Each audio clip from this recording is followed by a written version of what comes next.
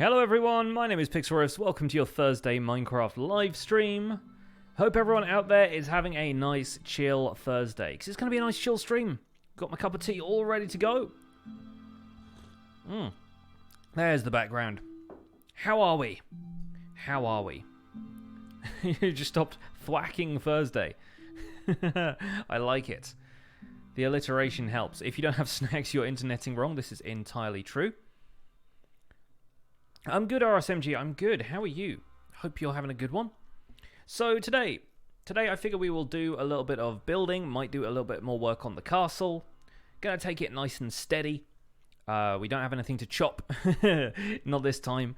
But yeah, we will get around to that. Got a big project coming up this next week, but I don't think we're gonna start it quite today because I need to introduce it on camera and everything. But it's digging out the inside of a mountain Thursday. Sounds like a big project. Sounds good. Sounds good. And yeah, RSMG, I saw your thing about getting all the achievements. People were saying that that seemed like a lot of time, but if you consider if it's advancements in Java Minecraft, that includes the secret one of getting all the potion effects. That's a pretty tall order. Basketball Brian, hello, good morning. Daxes, hi. Fev, what up? Am I British? Of course. Can you not tell by the mellifluous accent?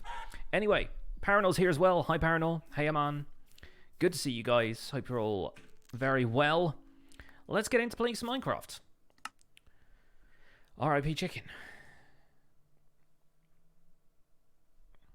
Are you British, though? I've no idea. I have not thought to inquire. I tend not to ask super personal questions of folks in my chat. What kind of tea am I drinking today? I'm drinking a lovely Lapsang Souchong blend that I get from my local tea shop. And it's going down rather well. It's going down rather well. Quick tour, please. This is the sheep farm. It's new. This will be coming out in tomorrow's episode of Survival Guide, so spoilers. This is industrial area. This is farm. Over there is city. That's basically all you need to know. I did make a sheep farm. I did. Just got back from voting. Ah, there we go. Good old local council elections. I've done the same. I did 1 dot of redstone per sheep, Paranol. RSMG and CN with the hosts. Thank you, guys. Let's throw this cobblestone in here. Try and get the inventory back to some semblance of order. And normalcy. And various other words. How's the update so far? It's good aside from there being chunk loading issues. There are a lot of people not super happy and not updating their server because, yeah, like if you fly around or walk at any pace more than like a sprint, if you're like traveling by minecart, if you're on a horse, anything like that, this happens. You'll notice it when I get over the mountain and try and go over here. There are gaps in the scenery for longer than there should be. And that is not the worst example of it. This is the worst example of it. Yeah, like, stuff like that happens right now. So, people aren't super happy about that, and it should be getting fixed relatively soon. There's some stuff happening with mob spawning that should also be fixed relatively soon. But in terms of the actual content of the update, I'm really happy with it. I think it's rather good. But yeah, this. See? I want to go over there. It's rendering all the entities, but not the mountain I would be flying through. So, yeah, once again, my tradition of smacking my face into the side of a hillside continues. The side of a hillside is different to the hill of a hillside. Have I seen that bug with ender pearls traveling to the world border? Oh, somebody mentioned that on Twitter, didn't they? Where you can throw an ender pearl into a nether portal. That's probably what it was. I didn't actually look at the video because I was distracted by other things like eating food. But yeah, I presume it's the Joe Hills thing, as I call it, which was probably not discovered by Joe Hills, but was used extensively by Joe Hills at various points. Where you throw an ender pearl into a portal in the nether and it transports you to those coordinates in the nether, but it's where it should be in the overworld. And it makes sense, sure. And I honestly think that if I got a riptide trident and tried to fly to the edge of the world border, I'd probably make it in an afternoon. But mostly I just didn't want to do it. What is Crumpet? Crumpet is life. Daniel with the $10. Damn, Daniel, thank you so much for the $10. Back at it again with the donations. Thank you so much for the $10. Appreciate that. You probably didn't appreciate the damn Daniel reference, but there we go. Where did I put my box of scaffold? Is that still over there by the sheep farm? I bet it is. That was kind of loud. True. True. I've tried to adjust the volume of those several times, but people don't tip on the stream often enough for me to really test it.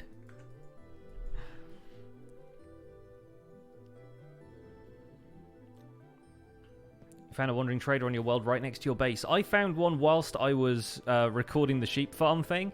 So the next episode after this one, which I guess will be Monday's episode at this rate, actually starts out with me encountering the wandering trader and being like, okay guys, I'm going to have to make another video here. Like, I am mid-sheep farm, but we have other things to attend to. There's the scaffolding box. I knew I had you here somewhere. Good. Is 50 iron per hour decent? It's more than I was getting with the old iron farm, so I'd call it a win if that's what you're getting now. Got some more fireworks in here as well. Cool. Let's take these down. This is just the redstone shulker box. That can go away. Hey, Jay Harris. That is a lot of scaffolding. You need a lot of scaffolding because you keep losing blocks of it. Panqua with a tier 1 sub. Thank you so much for subscribing. Enjoy your emotes. Welcome to the Pixels. You are 1 in a million. Appreciate the support. Can we see some sub hype in the chat, please? Ceramic bowl. Hello. I have a ceramic mug. Twinsies. Doc is about to release a video with a powerful iron farm. Good. Good, I'm glad. I've seen various other people make, like, super powerful iron farms already, but they're incredibly laggy. Like, from what I've seen, there's some people who are like, I can get 6,200 iron per hour, and then you look at the video, and the golems are moving, like a block per second, but, like, it's also moving a frame per second, you know? Like, the textures and stuff are all animated and it's fine, but in terms of the mob movement, they're moving, like, so jerkily that it is unfortunate.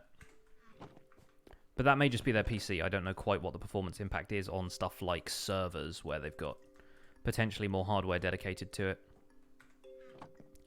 Did I ever find the brown shulker box? No, that one is still AWOL. It's out there somewhere or it's despawned. But either way, we could always make another one if it has, so I'm not that fussed about it. Minecarts went, I believe, in the redstone box. Yeah, there we go. There's one or two in here as well, which we may as well store in there. That's that one empty. Standing on a circular saw right now, but that's not a problem. Very happy now we tried all the suspicious stews. I know, I figured I would do that sooner or later, and yeah, the Wither Rose seemed like a fun topic to do a video on, but it did not take all that long. Server hardwares are usually slower per core than powerful consumer PCs. I mean, sure, I expect that is the case, but then again, the consumer PC is having to run a bunch of other stuff.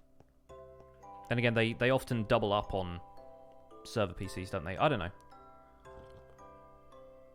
Do I prefer Concorp or Architects? Neither. I prefer content, and they both provide that, so that's fine. Dax's donated $10. I wonder why that one didn't show up. But thank you so much for the $10.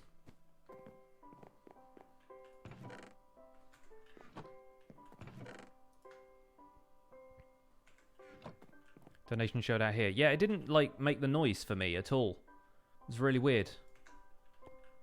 Normally these things jump scare me, and that one didn't. So I apologize, but I'm glad it came through for you guys. Guess you could now use a Wither Rose to help with the secret advancement. Yeah, you could. You can wither yourself with one of those. Unfortunately, there is no suspicious stew that gives you levitation or anything. Also, yeah, you now also have the blindness, saturation, and dolphin's grace. Basically, you have to finish that advancement by eating the suspicious stew that gives you saturation. Because I know dolphin's grace was added in the previous update, but that's a difficult one to achieve whilst you're also levitating. Suspicious stew could be a fun roulette challenge. It's very fun on multiplayer. On single player, it's really not all that interesting, because you just have potions that will do most of those effects. Saturation is just like the saturation value of a food. It makes it a longer time before you get hungry. Like it gives you saturation. Like a food would. So technically speaking, suspicious stew with the saturation effect is momentarily one of the best foods you can eat in terms of how long it takes before you get hungry again.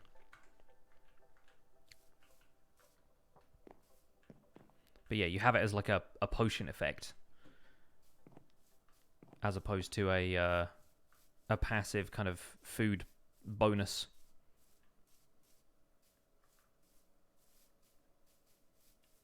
Oh hey, the llamas are still here. Does that mean the trader is still here? Because the no, the trader can't be here. So maybe I do have these llamas now. That's weird, because they're supposed to despawn, but maybe I was outside of the chunk when the trader despawns, so the llamas didn't despawn with him or something? I don't know how that would work, but... Unless he's just wandered off somewhere, because he got detached from the llamas quite quickly. They don't despawn if the leashes break. Right, okay, that makes sense. Well, that's something I'll have to issue a correction for. Alright, let's break this demo sheep out of the glass box here. And anybody who wants to retroactively design a sheep farm based on the ingredients you see popping out of here, go for it. Oh, you had some floating redstone there for a second. There you go. You should now be able to make a sheep farm based on what you've just seen. Not a sheep farm, a wool farm. I keep calling it a sheep farm because obviously, like, sheep are the main thing that's in there, but it's not really a sheep farm, is it? Was that a hopper inside of a hopper? I mean, once I broke the hopper minecart, yeah.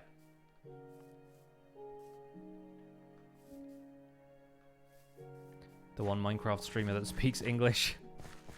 I have noticed a lot of other people speaking other languages when we look for somebody to raid. I mean, not that... I imagine you were, like, somebody that you can stand to hear talk or something, but, like, yeah, in terms of the amount of other language streamers there are out there, there's a lot of people playing Minecraft these days. It's fun.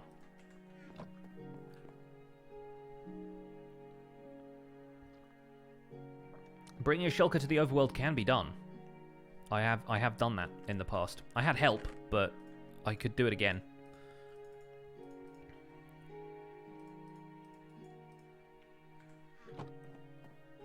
There are a lot of other languages out there.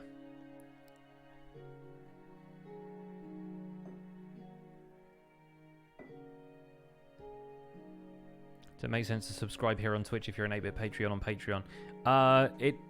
It's up to you, really. Like, here on Twitch you get access to emotes and you don't have to watch ads when you load the stream up, that kind of stuff. Like, they're really different value propositions. It all depends on what you want.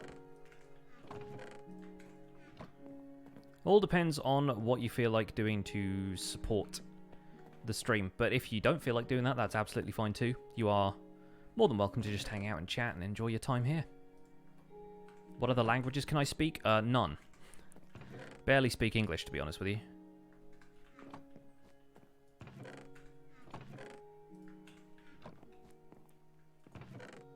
I speak good, bad, and posh English. I thought the third word there was going to be ugly. I was like, I speak ugly? I speak solid gibberish every day of my life. 7 crafting tables to add to the stack of shame. And I need to find somewhere to put these torches. I've got like an extra 2 torches that I just need to dispose of somewhere. But I don't know where exactly. Maybe over here. Let's light this up. I always find creepers and stuff spawning over here, so might be a reasonable thing to do. Let's put that there. That there. There's probably still loads of spawnable space around here, but it's a larger area, and that means I have one less thing in my inventory, which is good. So today we're going to work on a few building projects around the place. I want to do a bit more work on the castle with some stone brick. so that I can fill out some of these areas that are previously just made of stone. Probably going to do a little bit of interior work on the castle as well. But you'll notice there's a couple of walls over there that are still mostly stone. Same with the back half of the castle. I want to do a couple of retaining wall type of things around the river.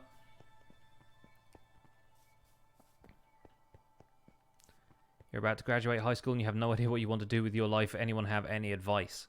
Talk to a careers counselor type of person at your high school, because they often have very good advice about stuff.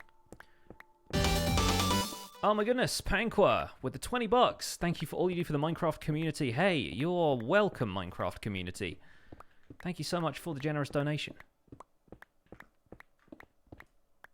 The donation train is real today. And that one made a noise. I wonder if it's just top donator that makes a noise now, because, like, the top tip making a noise makes sense. /XF with a Twitch Prime sub. Thank you so much for using your Twitch Prime sub here. Enjoy your emotes. Welcome to the Pixels. You are 1 in a million. I appreciate the support.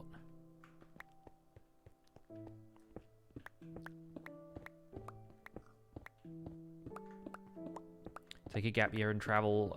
It can get you credits for when or if you decide to go to university. Yeah, taking a gap year is apparently quite a good thing to do. And if you travel, if you work, if you just get like a part-time job somewhere and make a little bit of money, that can definitely help to pay for like tuition if you go to university and stuff. They seem to be all around a good decision.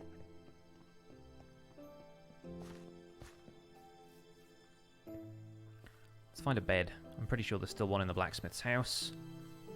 Do you want to clean up some of the areas around the castle today? Good job on the world, thanks. I'm quite proud of it.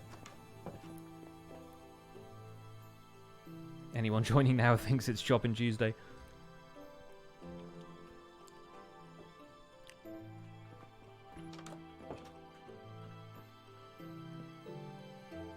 As for what to do, almost 50 and still figuring it out. Same. I mean, not quite almost 50, but getting there. And I've pretty much only just figured out that I'm doing this now, so it varies. Like, you can set your heart on one thing and then realize that something else is better for you a little way down the line. Like, there are definitely a lot of people who are still trying to find their way in the world or just doing what they can.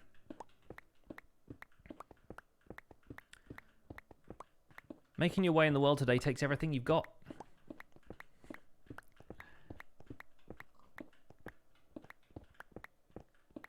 What are we building today? We're working on the walls of the castle, I think, which is already kind of built, but I need it to be better looking. Tower Pig is going to supervise.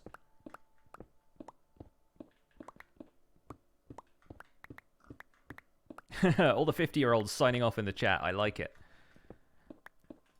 Tuesday's Shopping Tuesday and Sunday is Swamp Sunday. Then what is Thursday? I don't know. Sunday isn't Swamp Sunday anyway. Sunday is just Sunday.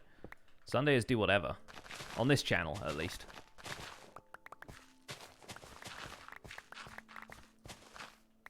I don't want to have themes for everything, because I've even found that lately I've been ending Chopping Tuesday early because I run out of things that I want to chop.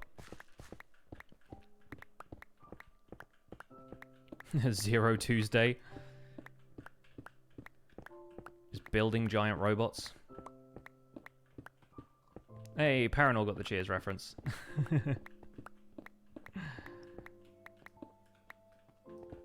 Actually, today is your birthday. Oh my gosh, Panqua, happy birthday! Thank you so much for showing up to the stream on your birthday. Hope people in the chat can help you celebrate. Let's see some party emotes, if anybody's got them. I can't remember what the global emotes are, if there's any, like, party horns.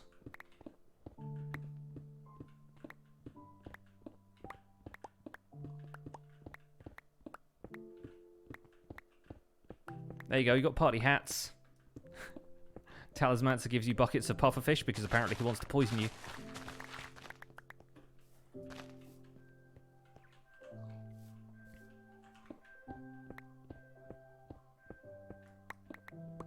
Glad I could make the stream finally.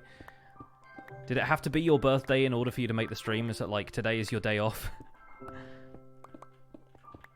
I'm taking my birthday off and I'm exclusively watching streamers I like. Ceaseless Rose, you just started listening to the Spawn Chunks, really enjoying it? Thank you. I'm glad we're providing some entertainment. It is a lot of fun doing the podcast with Joel every week.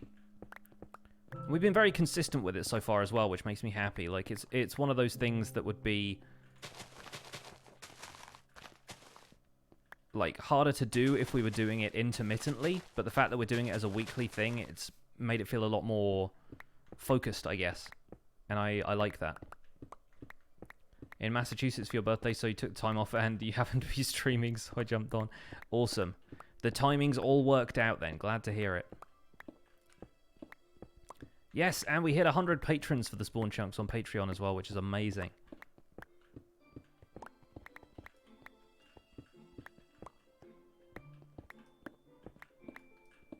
I agree, actually. Taking some time off work and just watching streamers does sound like a good birthday.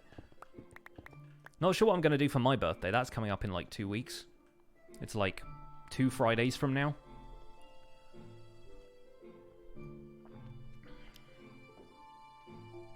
Between Spawn Chunk, Survival Guide, DV, Cobble Clicker, and streams, you seem to have reached maximum pixel riff saturation. Yeah.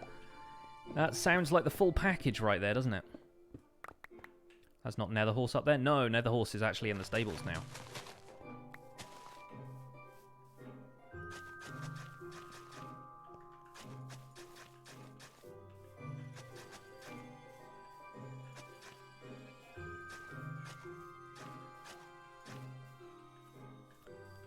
And I think... the thing is, the land over here is kind of awkward. I wanted to make a bridge, but then the bridge is just going like... if it's probably going to have to be like a diagonal bridge going across there, because otherwise it's going to be literally following the river. Which is not quite what we want here.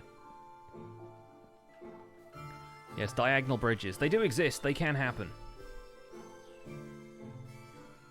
Speaking of jobs and the like, you just finished to be... you just finished applying to be an overnight baker at Panera. Oh, cool. Hope that goes well for you. Fingers crossed. It's weird. The whole fingers crossed thing is weird, because do you ever remember being in school and or like seeing a TV show where somebody's like lying and they've got their fingers crossed behind their back? I'm like... I feel like you get mixed messages from people crossing their fingers these days. You're like, I didn't mean it. I had my fingers crossed. I'm like, doesn't that mean you were wishing me good luck? I'm so confused. So yeah, in theory, we could do a diagonal bridge heading out this way towards that mountain over there. But we do want to do a little bit of work around the castle walls here. And for that, we're going to be turning all of the stone that I just harvested into stone brick. Grabbing some scaffolding. Oh yes. The scaffolding hype. Throwing a little bit of that. And yeah, let's scale the walls. Of course. There we go. That's more like it. Now, we'll do a little bit of the bottom half here first, having just put down the scaffolding.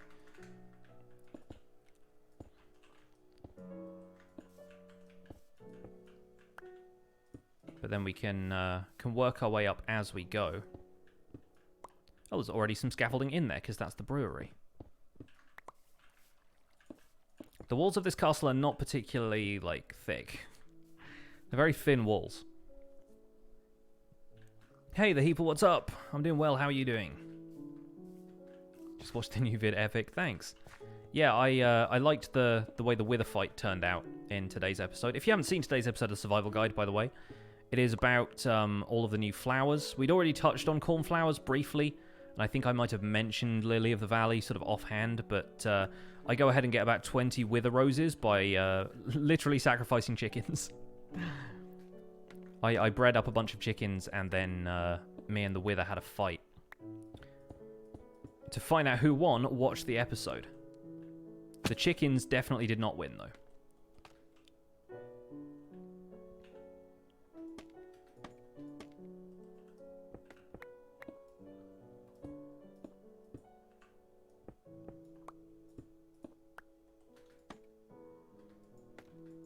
Yep. There we go. I like the fact that you can still kind of pillar if you're against a wall. You can pillar in the sort of traditional way with scaffolding, but then you've also got, like, this as an option.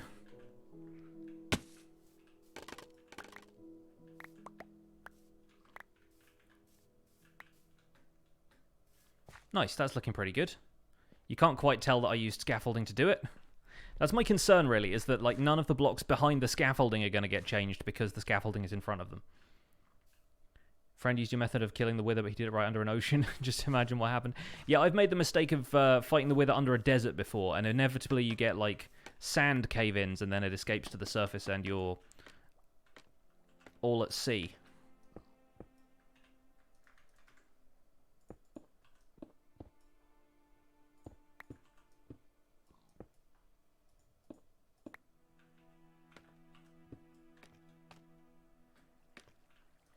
My problem here is resisting the urge to crouch constantly, because I'm always doing that. There we go. It's fun using scaffolding, trying to work out how to use it more optimally. But it's a good addition.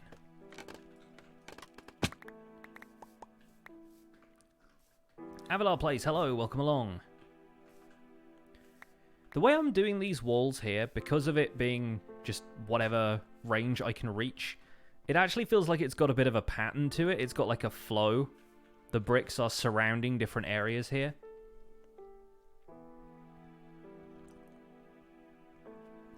Black Magier, even though I've grown bored of playing Minecraft for the moment, thanks to Bedrock spawning rules, I'm still entertained daily by your survival guide. Hey, get Java instead. That's my advice. But glad I'm entertaining you at least, and you never know, the passion for Minecraft may return at some point in future.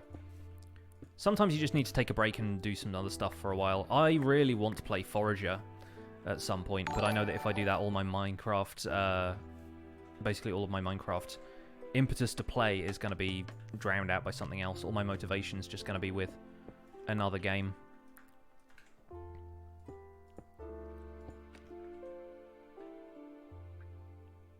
Hey, Snug Dad, glad you're going to be here for a little while today. Welcome along. Mucachino with the host. Thank you so much for the host. See, if we scaffold a little bit further away from the tower this time, then it feels like the pattern can be somewhat more random. And then if we hop down here and build upwards a little bit, yeah, that's the stuff. Now we're scaffolding like the pros.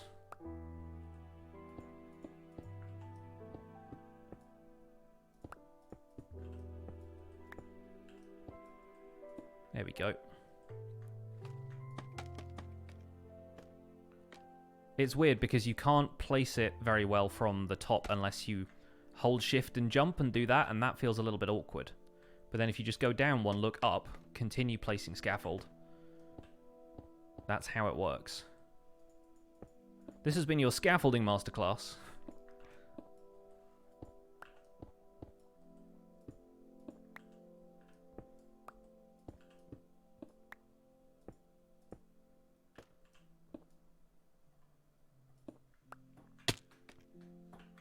Of course, getting down from scaffolding is a little bit more difficult, but just hold shift and you'll be fine.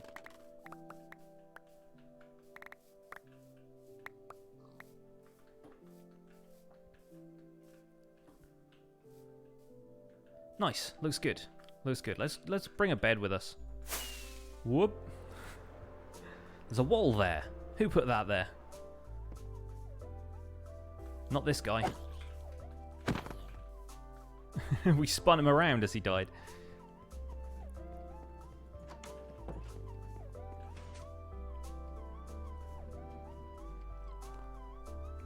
Do I consider it cheating to set your world to peaceful to temporarily clear the mob cap? I mean, it's up to you. Like, you set your own rules at that point. And it totally depends on the circumstances as well, because 1.14 spawning is a little bit weird. And, hello? Was that a zombie breaking down a door somewhere? Sounds like it is. You indoors? Where's that happening? Hello? Excuse you.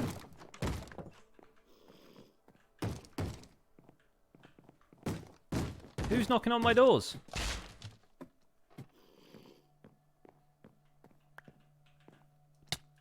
You little rascal. How dare you? Also, where did he spawn? I thought this area was pretty well lit up. He was in here somewhere, surely. What happened there? Oh, maybe up here. Maybe somewhere up here. I thought baby zombies had to have like a 2-block high area in which to spawn, though. And this room is pretty well lit. Maybe they changed the spawning rules or something. Or maybe beds are spawnable now. Still, though. Maybe up there. Very strange. Got yourself some food.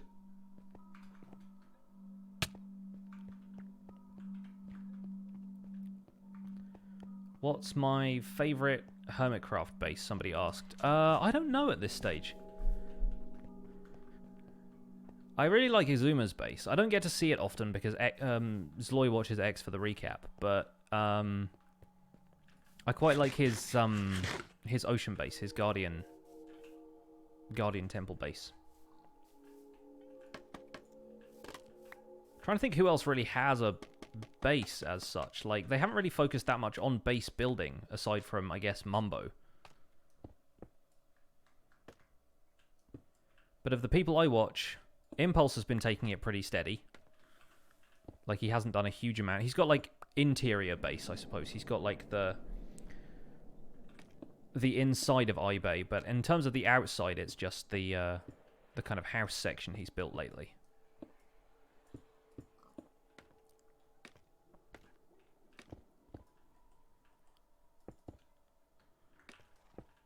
I kind of liked the Civil War bases, to be honest. I quite like the Star Fort versus the G-Team water cooler. I thought those were pretty fun.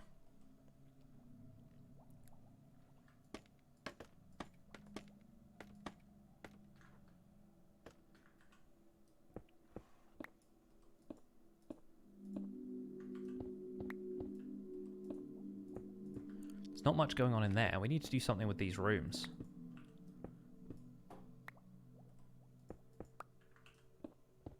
The Civil War was fun.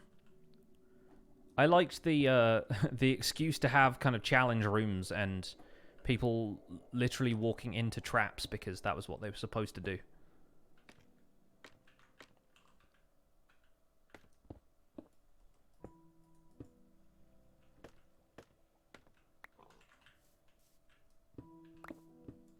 It's not a water cooler, it's a Brita filter. There's a lot of things that base was called, to be fair. I don't really keep up with it.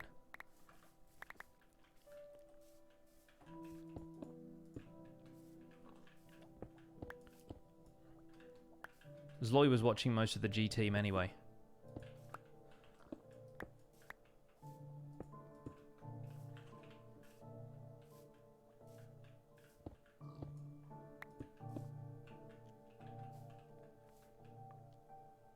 Plus it gave us Hermit Gang, which is a bop. That is true. That is true. I'm glad that the Civil War arc kind of extended into mixed media, I guess.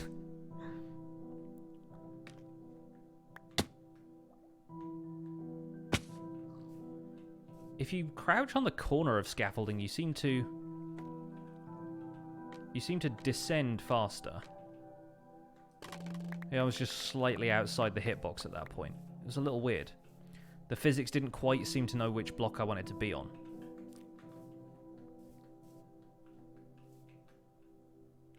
It's nice looking, this. It's funny how... Yeah, that section still needs doing. It's funny how building with this new brick, it stands out so much more than the old stone brick used to. Like, let's get rid of some of these. Let's go back to the programmer art for a second here. And take a look at how stone bricks used to be. Like, they're more invisible at that stage, I feel. This is weird now, by the way. I mean, they're clearly still there, you know what I mean? But, like, something about the new bricks, they've got a shinier texture to them. They pop a little bit more. There's more sort of shadows almost created by that, which is interesting to me.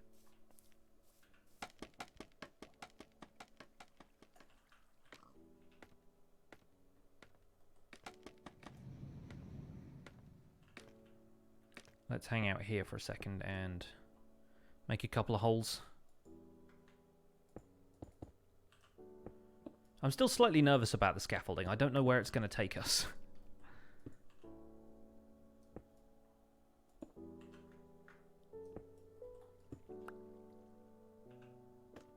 Yeah, and there's certain edges of it that if you stand on it, you seem to fall a little bit faster because you're halfway off the block in certain angles. Yoink.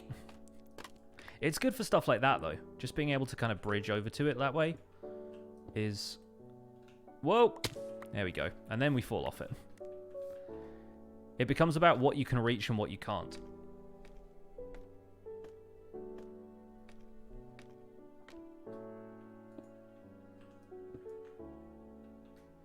And my habit of holding shift when I'm standing on stuff does not help. Considerably more shading in the new textures. Yeah, it's true. It's a little bit more attention paid to shadows, which can be a good thing and a bad thing, because sometimes you don't want shadows to be there. Whoa. Fell out of that one. Is there anything else we can reach from up here that we need to? I mean, probably over here, right?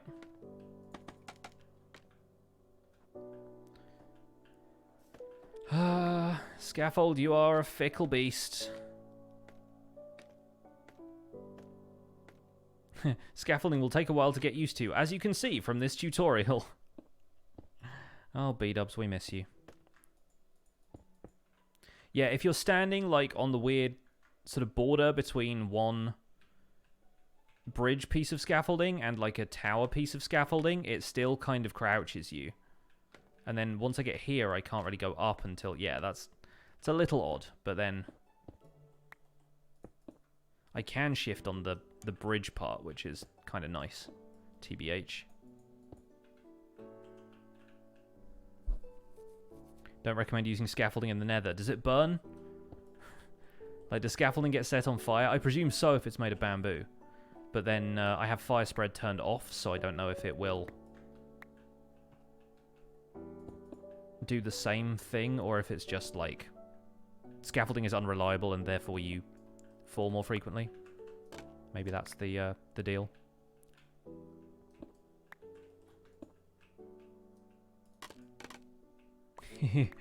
I do like breaking the stuff. It's fun watching it go. It is flammable. Do I have a formula I follow for texturing? Not really. Mostly I try and avoid using kind of a checkerboard pattern of stuff. The way I tend to texture anything is sort of like this. Like, think about the way a knight moves in chess. If you move, like, one forward, you've got to move diagonally as well. Like this. Making these kind of broken L shapes works pretty well. And occasional right angles. But then, yeah, if you look at this stuff, it's a mixture of anything and everything, really. There's a lot of those broken L shapes around here. The main thing is just to not make it look like a chessboard.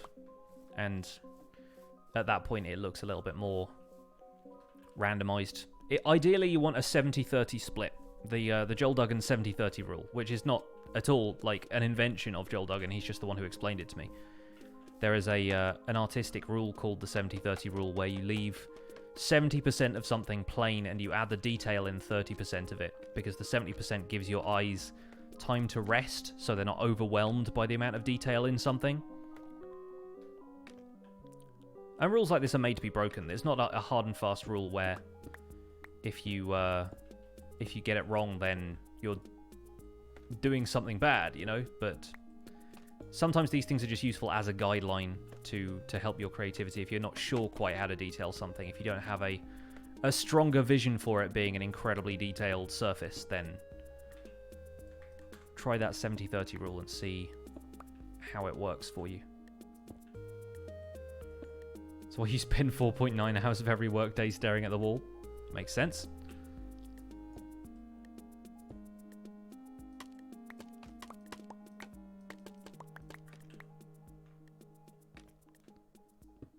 Need to have one more in there and there, and I think that will do. now occurs to me that I didn't bring the bed with me, did I? Oh, we need to do something to the outside of this tower as well. I feel like that tower is, it's not going to be great if it just has all of those redstone lamps exposed. So we'll detail that a little bit.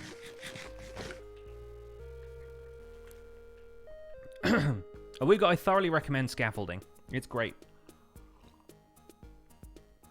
Good to see you, by the way. Glad to see you've been streaming from your own single-player world when you have the chance.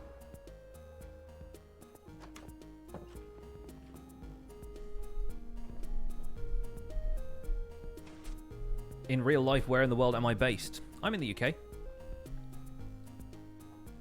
On the south coast near Brighton.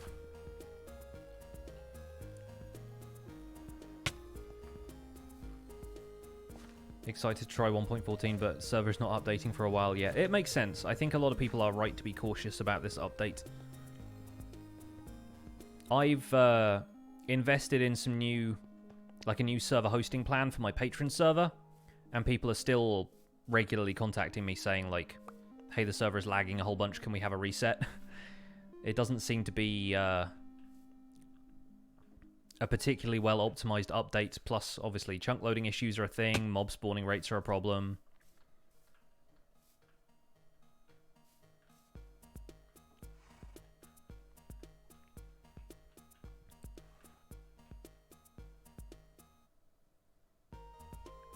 Why is every person you've heard about on YouTube or other places in Brighton?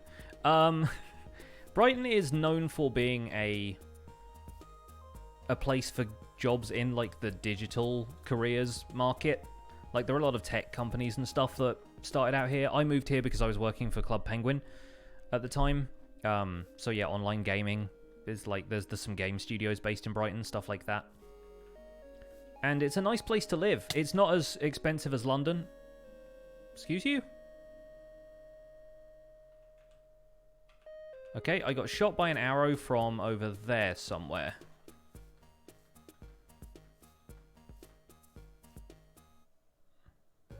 Alright.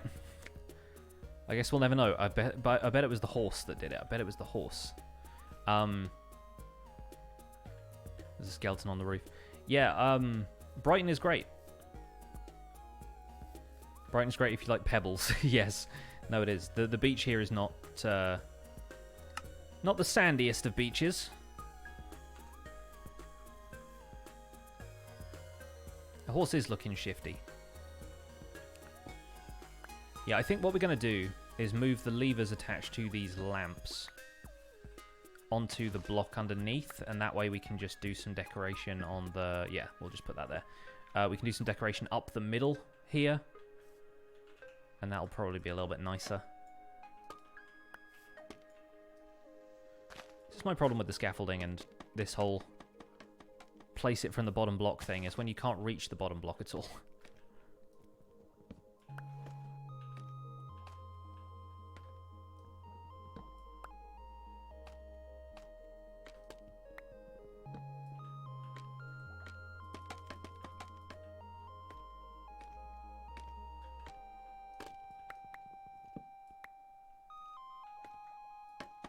Ohio MC is based near Guildford. Cool. I've never been to Guildford. I don't have much of a reason to travel anywhere though.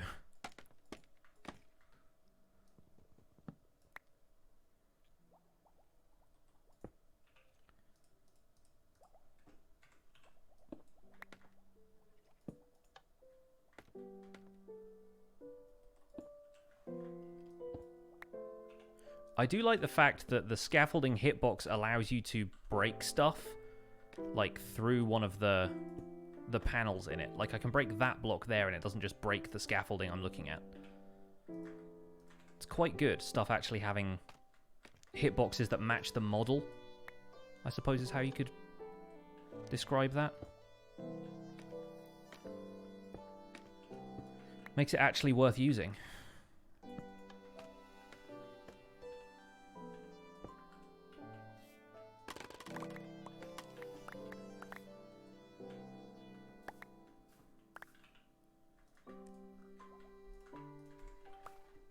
Holding space and shift while standing up on scaffolding and looking up lets you build and climb as you go. Yeah. It does.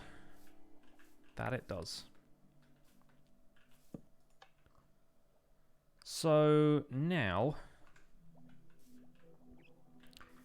I need a crafting table for a start, so let's go and find one of those. We'll make a few stone stairs and then we'll just do some detail on the outside of that. What's my job outside of YouTube and how do I make time for all my videos? My job basically is YouTube now, but I also make part-time video content for a software company. And I do all of that from home, so that's how I have the time. My other daily routine includes eating and sleeping.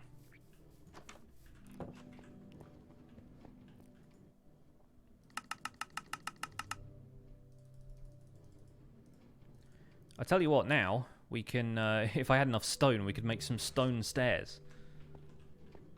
Yay, sleeping! There's a vote for sleeping. I'm a fan of sleeping as well.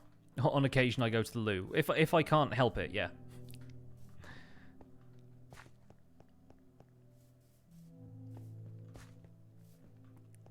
It happens.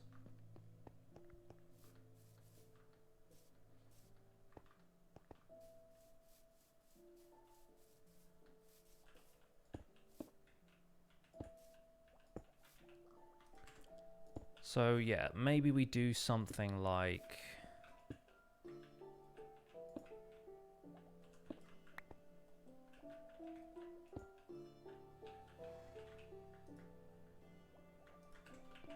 like this. Where we kind of have a pattern. I think this is going to be the problem with scaffolding, isn't it? When it comes to... shift clicking on stuff as you're going up a scaffolding tower. That's going to be the difficult part. Is there space in the schedule for talking to Mrs. Rivers every now and again? I expect so. I'm sure I can find the time. Okay, something just fell off my wall.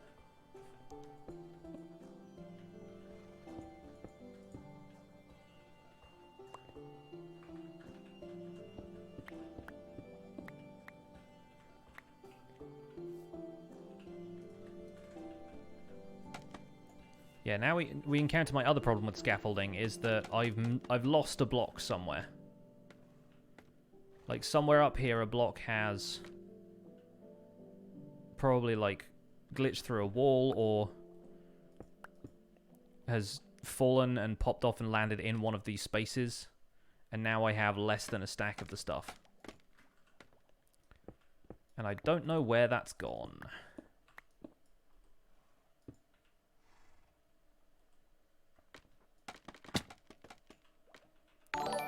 Is 114 happening in my back garden? It is, yeah.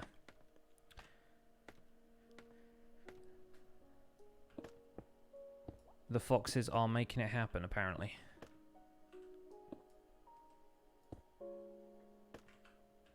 For those who don't know, I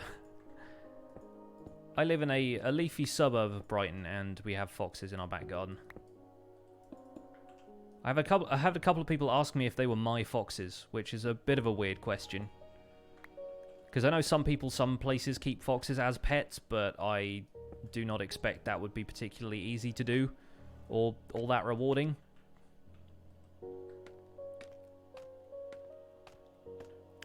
I'm certainly not interested in keeping these ones as pets. They dig up my lawn.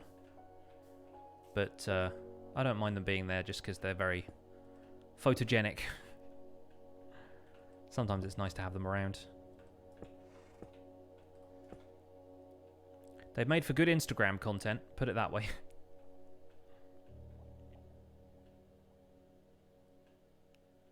Now the question is, how are we going to do this? I guess we'll probably alternate a pattern like so up the side here.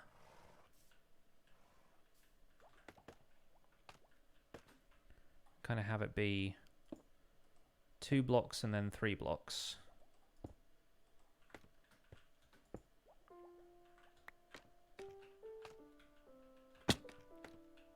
I guess that makes sense. The amount I'm falling off the scaffold does not make sense.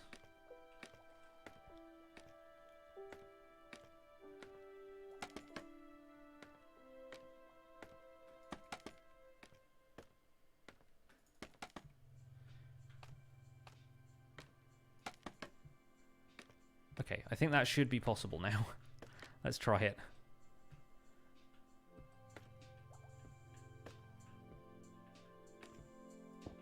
So we're going either side of this? No, wait, hang on. We need this to go there. Right? Wait, no, that's wrong as well. Just confusing myself at this point.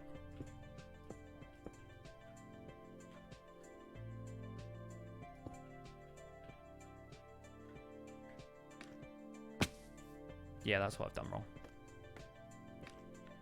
Expecting this to be that way round when it's actually that way round.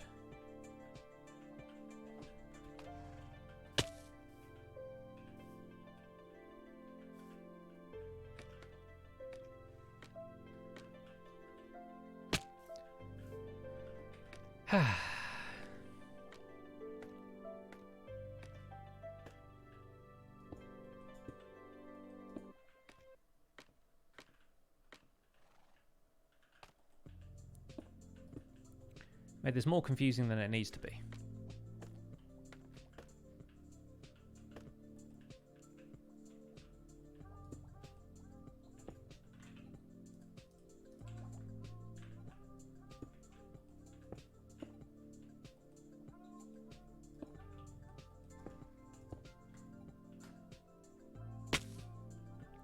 All right.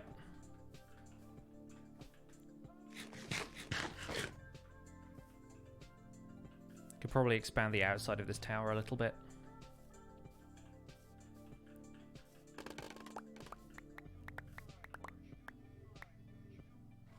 I think I collected a little bit more of it.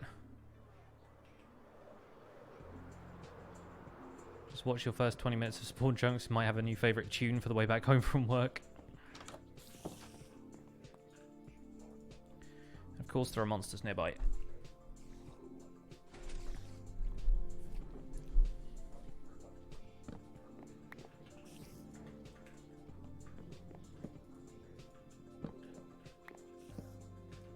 Try all the spots around the house before surmising that the monsters in question are in fact on the roof.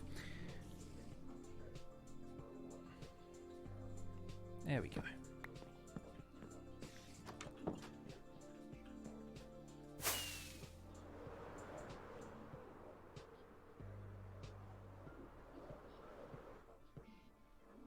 It's certainly looking a lot nicer now there is texture of some kind. Compare this side of the castle to that side of the castle. This side definitely looking better.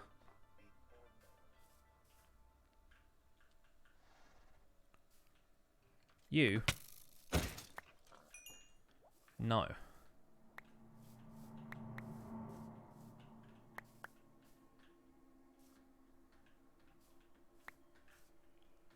How am I sneaking down on the horizontal scaffolding? You can sneak down one block.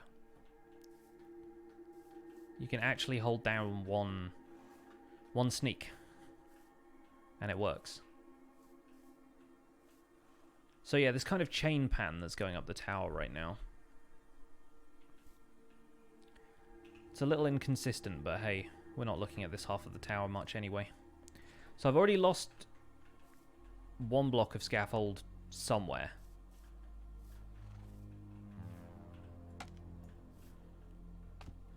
But I've no idea where.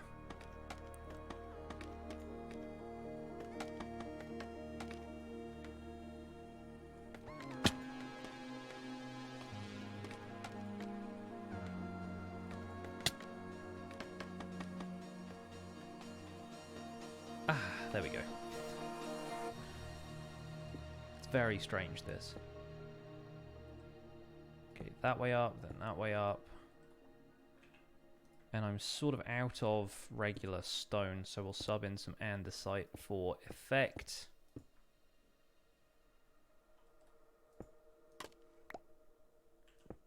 We don't want that there and there.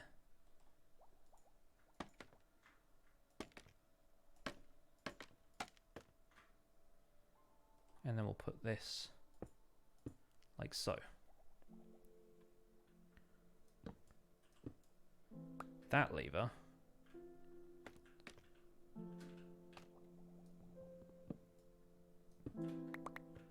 Can go under here, because we can hide that one anyway.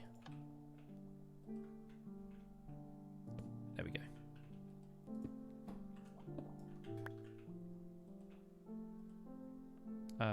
Stone brick, please. Thank you. And stone stairs there. Good.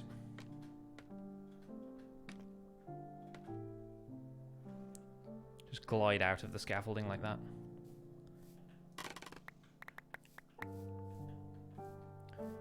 What's my favorite piece of Minecraft soundtrack? Probably Haunt Muskie, I think.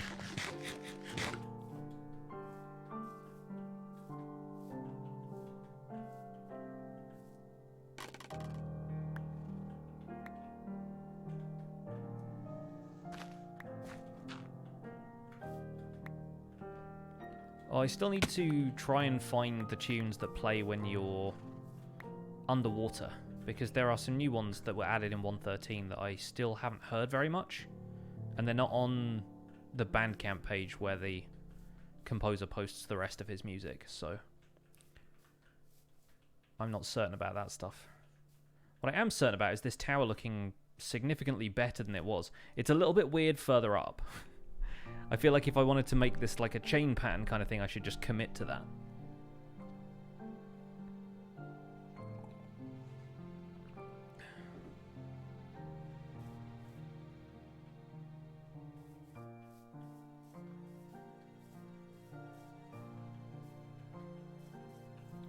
Tower Pig making an appearance for the stream.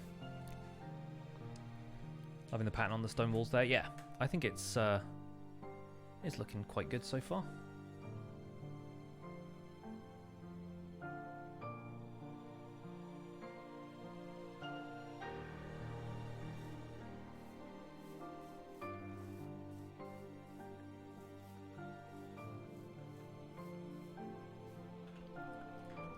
At least with the rest of these, we don't have to worry about lighting the outside of them.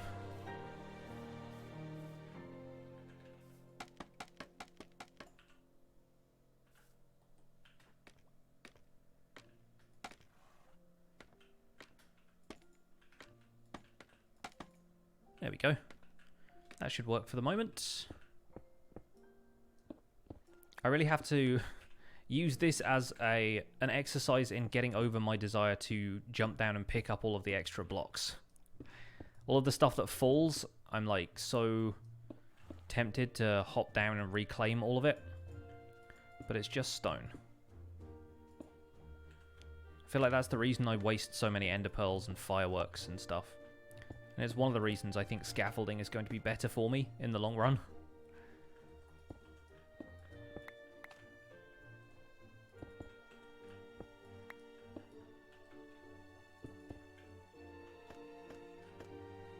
Is that I spend so much time just like running after that stuff.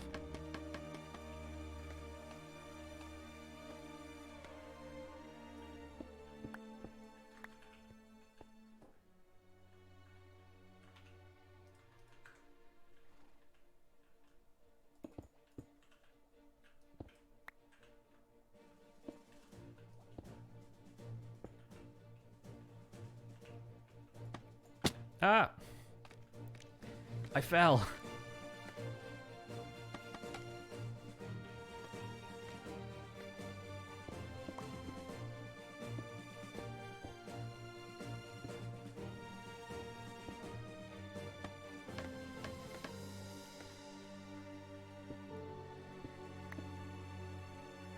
In before the game puts me in crouch because I'm underneath a half slab, half block.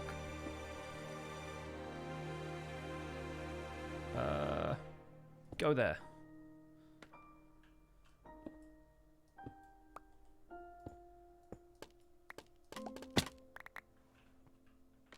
Looking decent.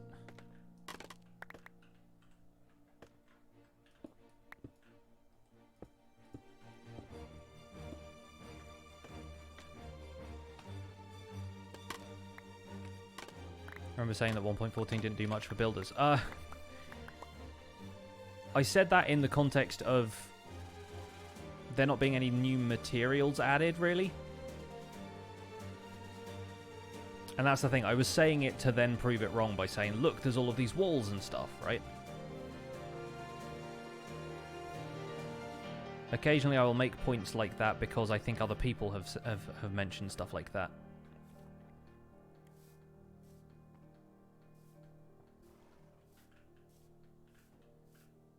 You right there.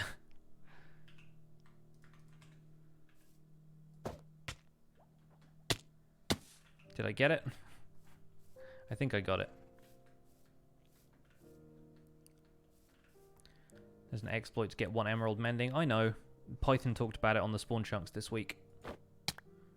Although Doc probably has a different method to do it, but hey, you just spam lecterns until you get a librarian who trades mending for a low price. Get hero of the village. Get discounts however you can. Trade with them until the economy collapses. It's pretty easy to do.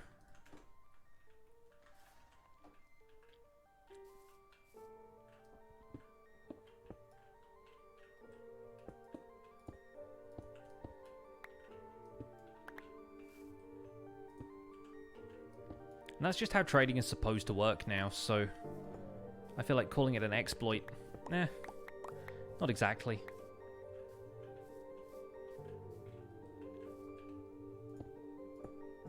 Villages are easy now, if they weren't before. I feel like the stuff with villages feels more tangible to me. It makes a bit more sense.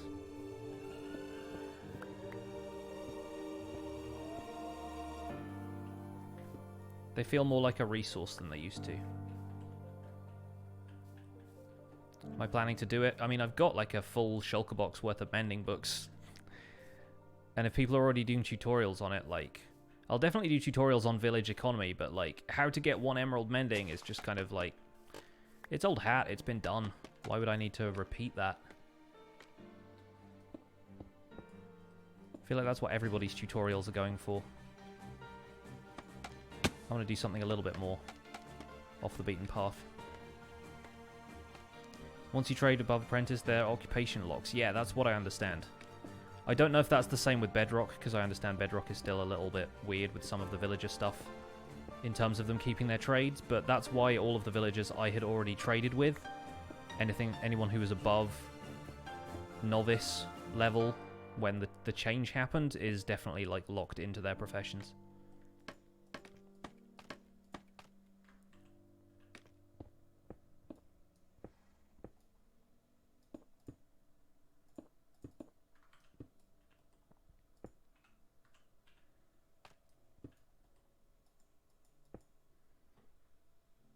Caged your mending villager in a box of cobblestone while moving him to your house, and when you returned, he turned into a normal zombie, not even a villager zombie.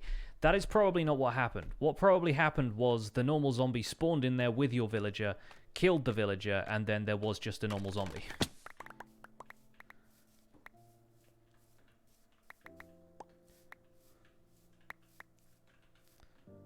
They only convert 50% of the time on normal difficulty. And it should be 100% of the time on hard, but then if they're not name tagged or holding an item, they will just despawn because they're hostile mobs, and they're now kind of governed by hostile mob rules. There's a union. There's not a union.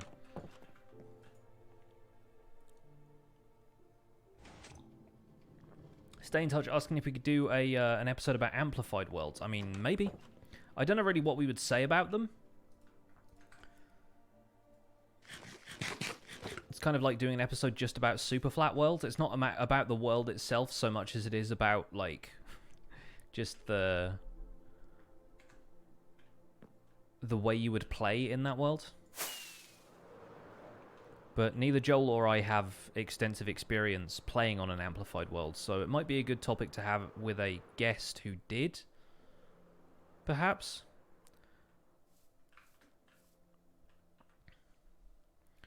Do you think it would help or hinder to have all villagers have the ability to change professions at some point? I think it would lead to a lot more accidents. I think the reason that locking villagers' professions makes more sense is that it allows you to manipulate villagers, like, as they are when you first get them.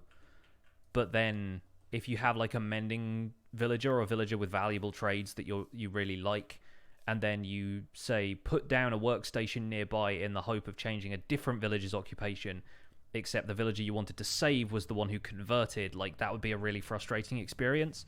So it makes a lot more sense to me that you can basically kind of reserve a villager as a specific occupation at one point.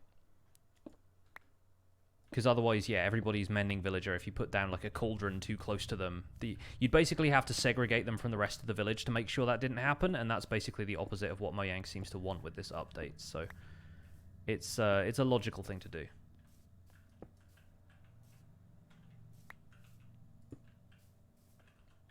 Is there a Facebook page for me? No.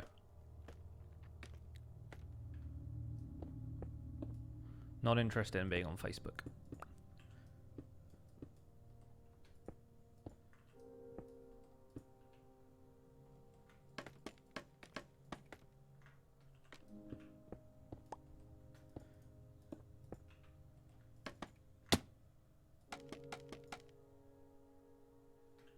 Yeah, like, I gave up using Facebook years ago.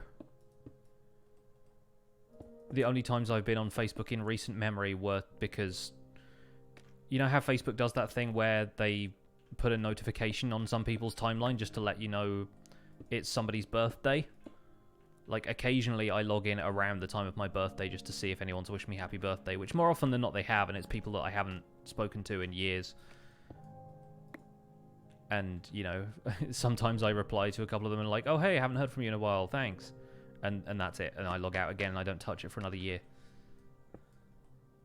But I don't have anything related to pixel riffs on there. I don't see the point.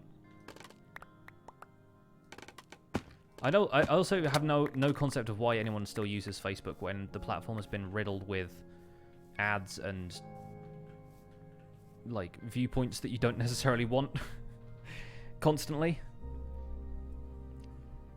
I mean, Twitter is that as well now, but I don't know. I find Twitter more useful.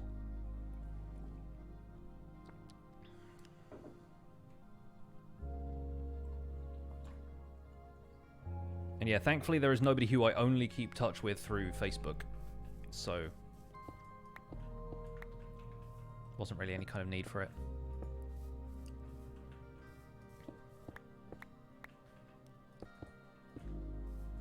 Also, a couple of years ago, Facebook put out an ad that was like, hey, you guys can trust us. And I feel like anybody who has to do that is not making a very good case for themselves.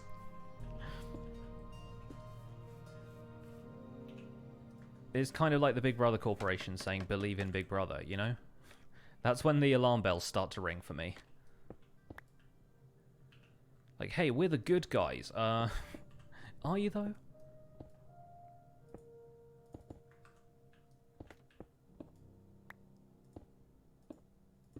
Exactly. If you have to say you're legit, you ain't legit.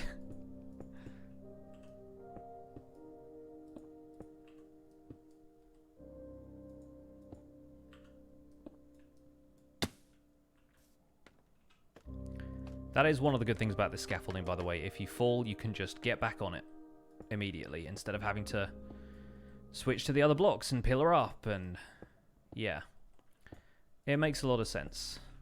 Makes a lot of sense.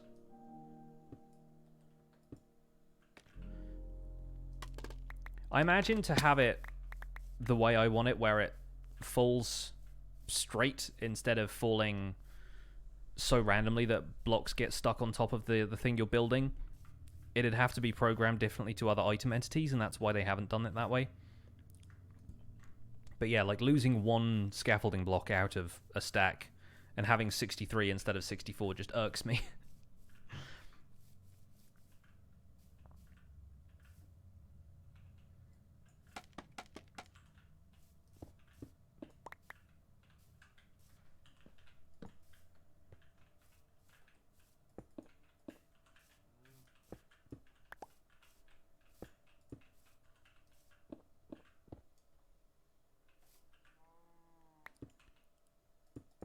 Need a tutorial on creative mode.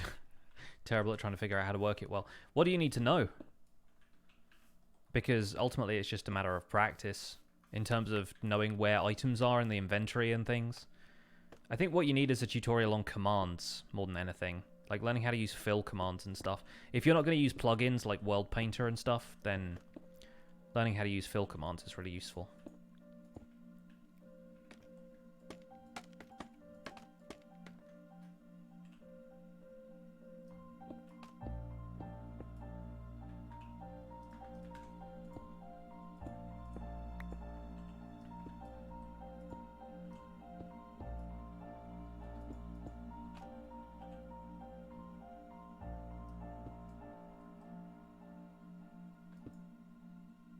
How do you fly and still shift click? Oh, you have to hold space and shift if you want to shift click while flying. It's not the most intuitive system at all, but... You know, one of the other things I find really weird about Bedrock Edition? I know this is kind of out of nowhere, but hear me out. It's the...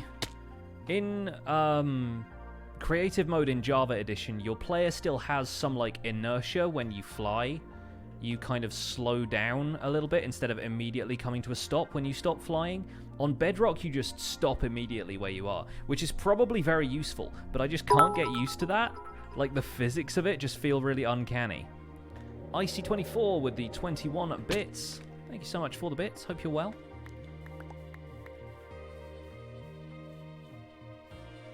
But yeah, that's why Bedrock Creative feels really weird for me, is just the weird lack of the slowing down that happens when you fly in Creative. It's very weird.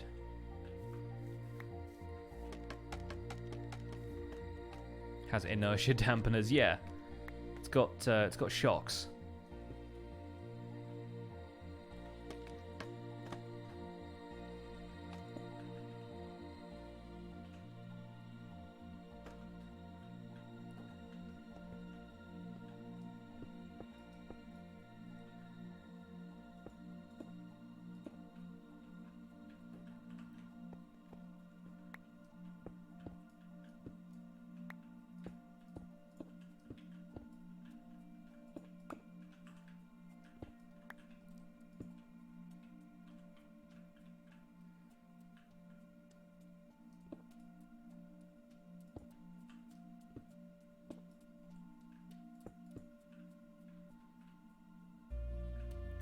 Bedrock needs helipads, Java needs runways.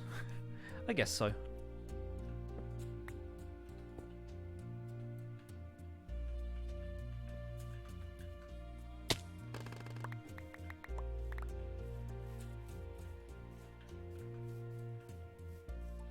This is looking mighty better.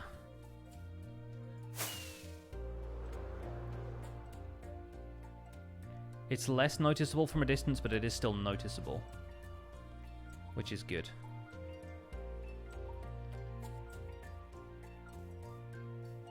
These walls are still looking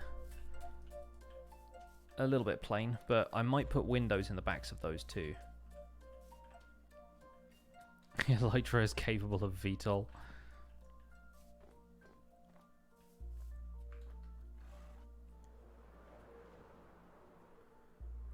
This is the bit I wanted to do something with. Right about here. And have this come out. Hi. You're going to become another tower pig in a minute if you're not careful.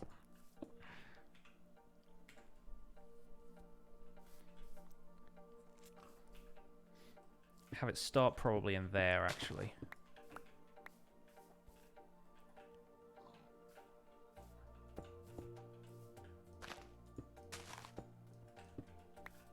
Going to kind of be a curved wall, so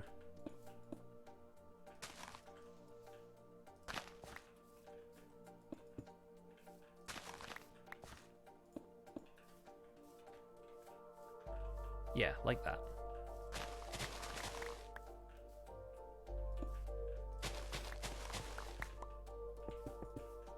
As though you're drawing the outside of a circle.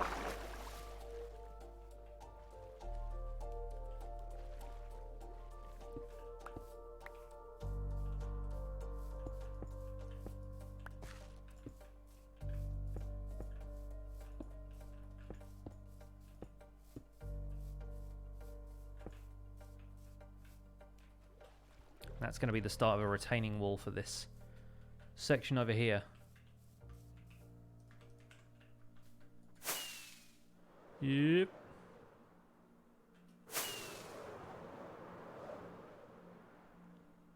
What if Mojang added frogs in the next update and you can have Kermit and Miss Piggy?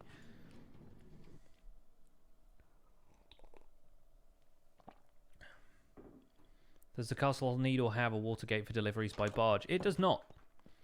I've thought of neither for the design of this castle. But it would make sense with this river being here. I just haven't put that much thought into the surrounding area.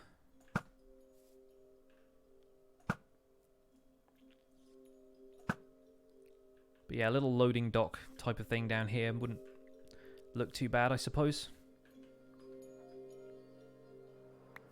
What did you miss? Not a whole lot. We've just been texturing the wall of this castle here. Was putting a few things away at the start of the stream. Excellent shot on that ghast in today's video. Thanks. I do all right versus the ghasts. Occasionally one rolls up and I just gotta show it who's boss, you know?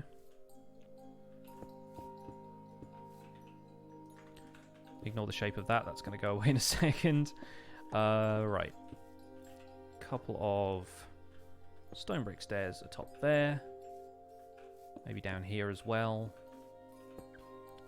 That's looking a mite more supported at the base. A rainy storm night, is it, apparently? Do love a good storm. Obviously, when it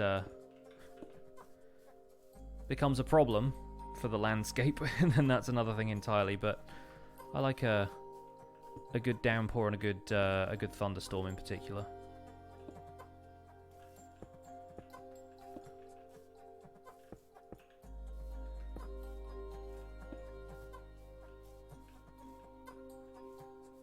Just adding a little bit of a foundation to this wall so it doesn't look quite so straight up and down.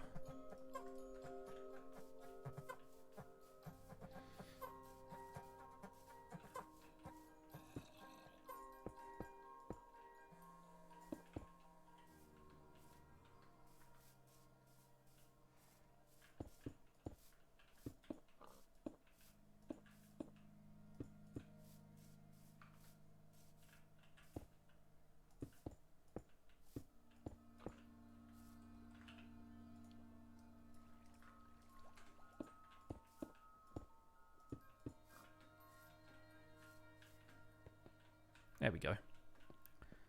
Hello!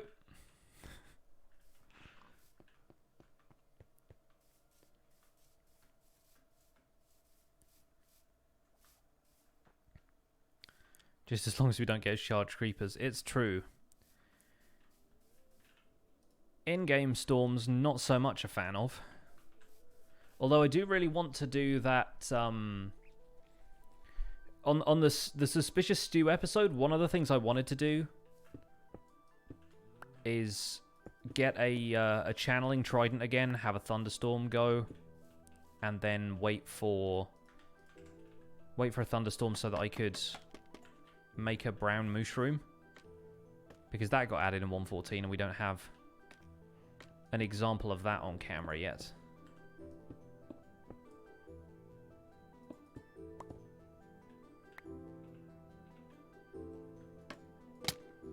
Oh, don't worry about the charge creeper thing. It was funny, if nothing else. And, like, I had all of the stuff I needed to restart my life from scratch, but it was just sudden at the time. Just something I didn't expect to happen. I didn't expect the lightning strike to just destroy all of my stuff.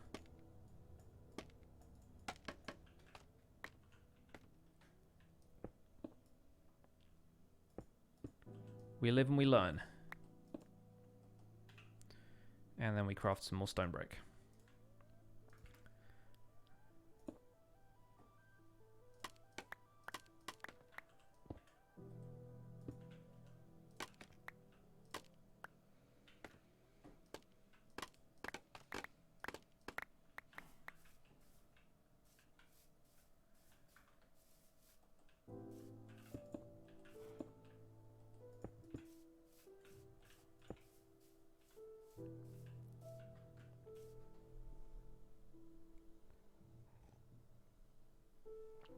How could getting a brown mushroom go wrong? Let's find out.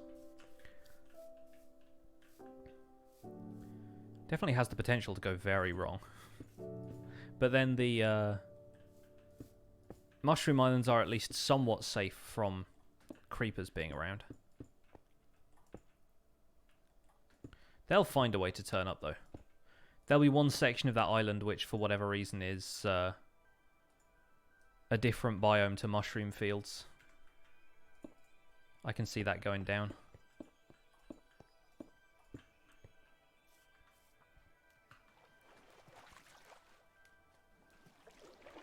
Swimming with the fishes, apparently.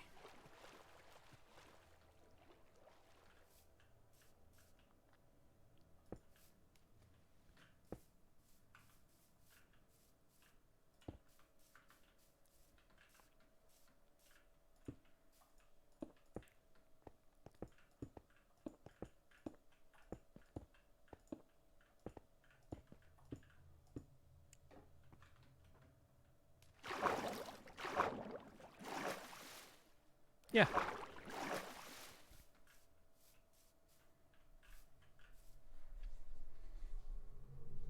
It's always that one block on the coast that's ocean weather. Yeah, no, totally. There's some of that biome blending happening. I think we can probably just follow the line of the land around here. And have this wall be partly informed by the terrain.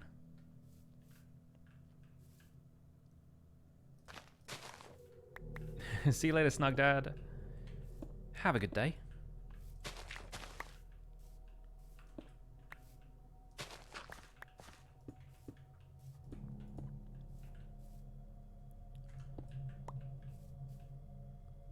Yeah, we'll have like an S-curve type of deal here.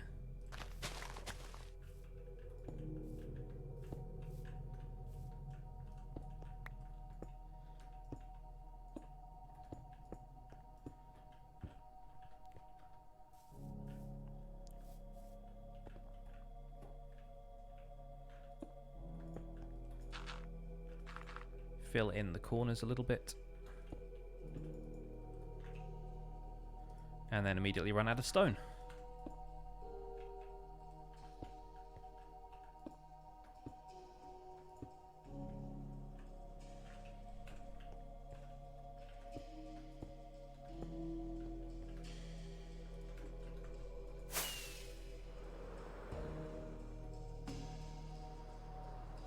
Yeah, I think so. I think that's decent. Let's go get some stone, though.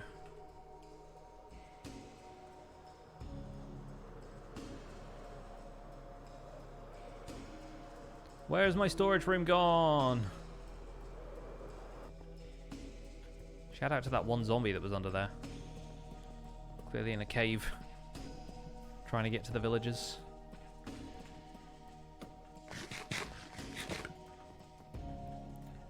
And let's throw out all of this. Put the diorite in here. Or in there. Turn some of that into stairs if we want to, I suppose. Grass, dirt, coal ore, gunpowder, torches. I build a new villager trading hall. Okay, so here's the plan. Here's the plan with the villagers. I think what I'm going to do is dedicate most of next week, kind of in the same way that I did Castle Week. We're going to do a really in-depth study of villagers. Starting with, like, maybe curing a couple from scratch. Maybe even in a biome that's got a different set of clothing so we can see some of the new village outfits.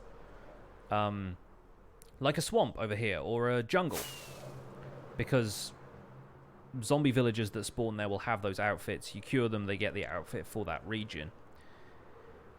And then we're going to build a village up from scratch and look into exactly what in the new mechanics allows players to mess around with villager professions and that kind of thing. What makes a village, and then how iron golems spawn naturally in villages, and then eventually we're going to work it up to maybe day 5 or 6. Maybe like we build a village for a week, and then the village gets raided either at the end of the week or like the beginning of the next week, and we talk about village defense. But I like the idea of building a village from scratch somewhere. And the alternative, of course, is finding an existing village and building it or rebuilding it, adding new stuff. But I think I kind of like the idea of doing it with a completely different biome, one that's doesn't generate villages naturally, so we get to see some of the new outfits. And so I'm considering doing that maybe starting on Monday, introducing the Wandering Trader, and then being like, okay, so now village time. And figuring out the structure of a village from scratch. In the first world that I generated on Xbox, villagers had just been added, but I did not have a village in my world anywhere. Like, as part of the world, it just... The world wasn't big enough because I was on Xbox 360, so the world was like 800 blocks tall and wide, maximum. I guess long and wide, because tall would be like build height. But yeah, I did not have a village to actually go and meet villagers and trade with and stuff. So the first experience I had of villagers was curing them and starting my own village from scratch. I don't think I ever got them to breed or anything. Like, I can't remember how far it got before I switched worlds and started a new project, and I think the one after that had a desert village in it. But yeah, like I actually built a village from scratch at one point just for a couple of cured villagers to live in. And so it's kind of like going back to doing that. It's kind of neat. What are the best enchantments for a turtle helm? All of them, I guess. Like, there are no bad enchantments that work on a helmet. Especially now in 1.14, you can have all of the protection enchantments stack on the armor. But if you want a turtle helmet, probably best to get stuff like Respiration, Aqua Affinity. You're going to be using it underwater anyway.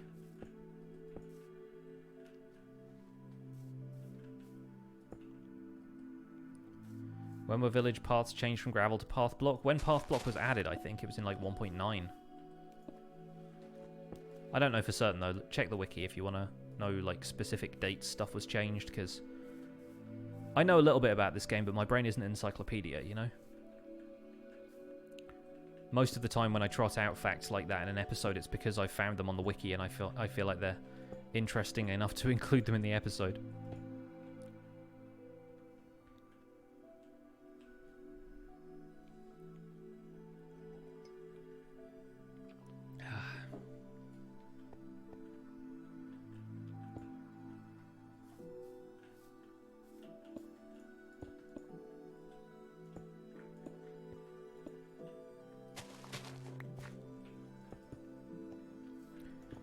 I think this is going to be a decent sort of shape for the wall.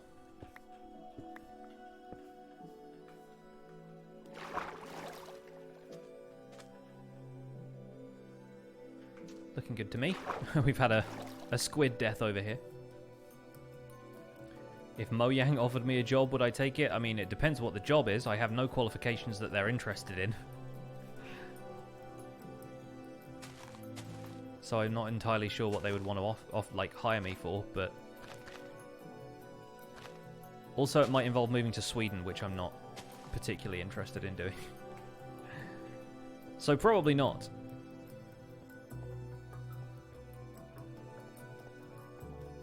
What's the purpose of this new wall? It's a retaining wall, basically. It's mostly here to stop the dirt from here sliding down into the river. And also potentially to stop invading zombies from turning up in the castle grounds. There isn't really a purpose for it, it's just decorative right now. 60 bits with the bonus 6 from Stay Puft. Thank you so much for the bits.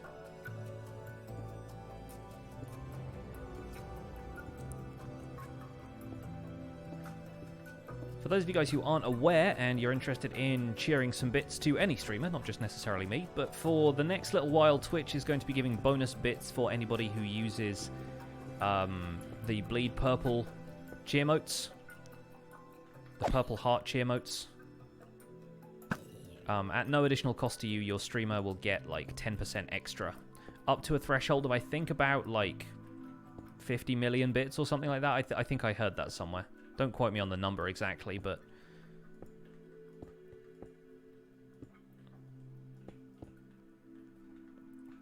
and if you don't know, then one bit equates to a US cent. So basically, that's Twitch giving away like 50 million cents. So $500,000? No, $50,000? I forget exactly how it would equate, but like, yeah, it's a lot. It's pretty cool.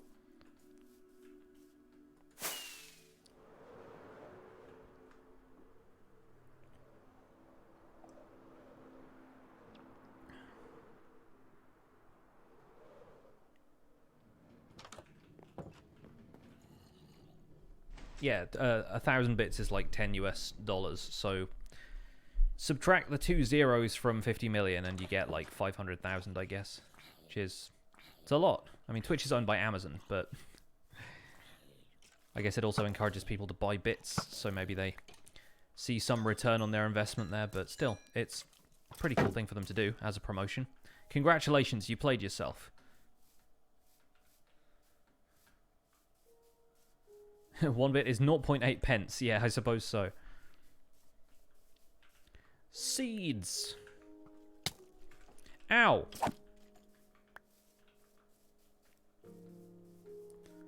I took an arrow to the butt. My adventuring days are long gone. What is the lowest amount of melons a farm will trade for an emerald? I mean, depends if you get discounts or not. I imagine if you can get mending books down to the point where you can get a mending book for a single emerald, I imagine you can probably trade like 1 melon per emerald with the right discounts. For a moment you thought that was a baby skeleton. Could happen. Those crazy Moyangs, what will they add next? Icy with the 22 bits. Thank you for the bonus bits.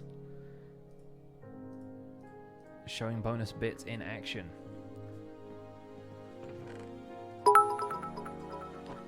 And Panquo with the bonus 100 from 1,000 bits. Thank you for the 1,100 bits. Very kind of you. The unconnected glass texture hurts. I know. I'm looking forward to Optifine coming out so that we can hopefully have a connected glass texture back again. For the coloured glass, it's not too bad. Like, for the stained glass panes up there, got some white ones here in the tower, that's not terrible. I mean, in large areas they are. In one wide panes like that, they're not too bad. I'm kind of cool with those. But the clear glass is not super great. Ohana MC with the 110. Thank you so much for the bits.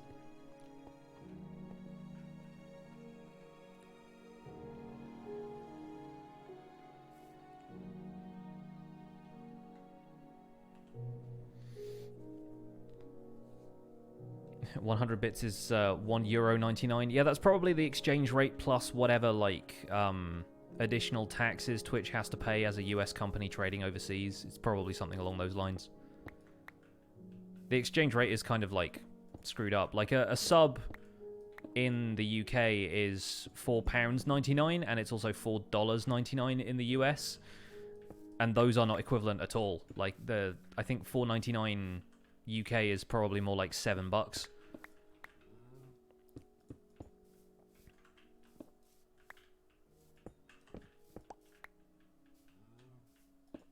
Okay, just broke a ladder in there. Haven't you heard Scaffold is the new deal?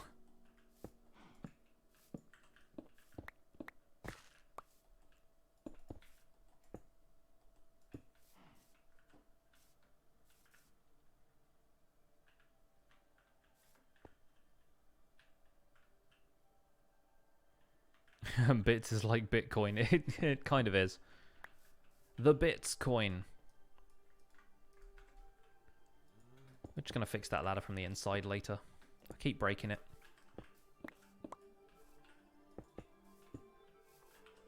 Hey, Mr. Badger Seth, welcome. Good to see you. Okay, now I'm in a hole. Yeah, my mum plays with 146 bits. I like that. Bonus 14. It doesn't round up then. We're learning, see? We're trying to game the system now.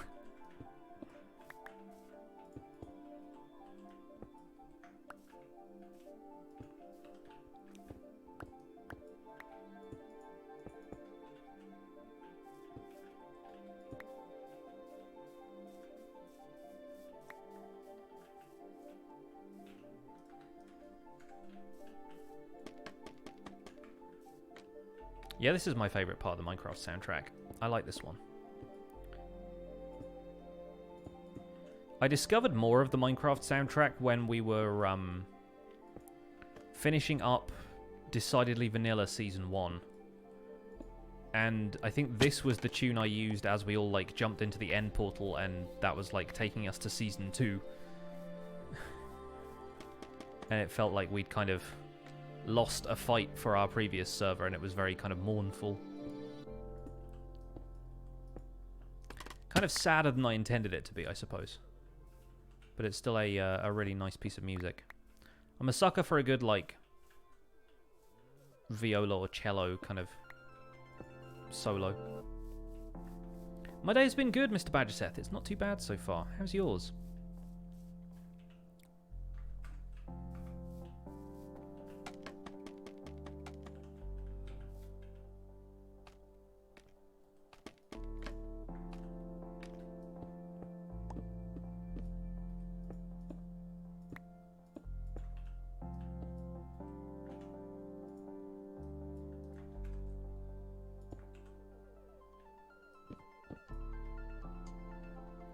Plans for the stream are just to do a little bit of building today. I'm actually working on detailing the castle build right now. This is something that's kind of been long overdue for me to do. I built this thing a couple of weeks ago now. We're now on 1.14. And a lot of the content for my YouTube series is going to be very heavily focused on that stuff, which means I have less opportunity to make improvements to existing builds like the castle. So I figured we'd do that here on the stream so that I can just get some of it done and chat with you guys.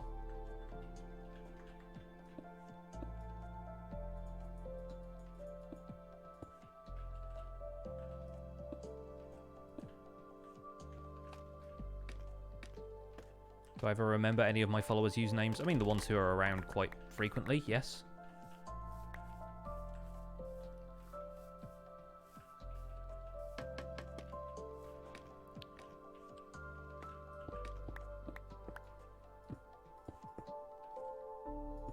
Especially the people who have more, like, less generic names.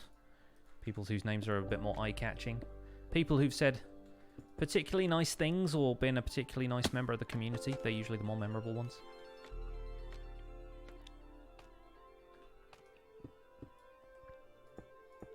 I have a decent memory for usernames and profile pictures and that kind of stuff.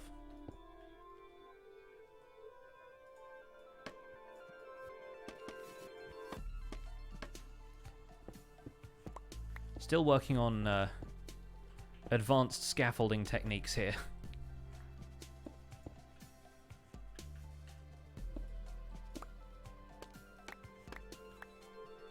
I feel like it might almost be better to start from the top down and just like take out a bit of scaffolding as you go.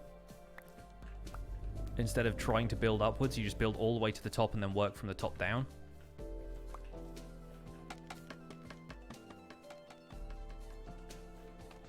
What time zone am I in? I'm in UK time, so British summertime right now. We're in BST.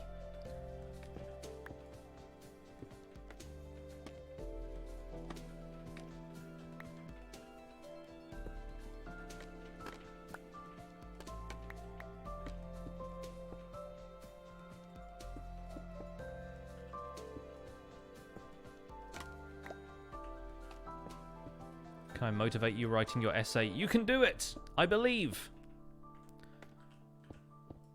Did that help? I hope that helped.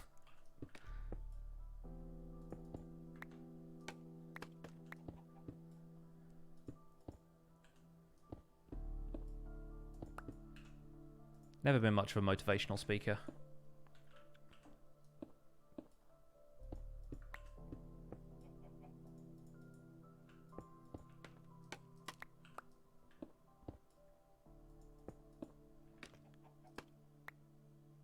Scaffolding blocks, when you want to build up, you build out.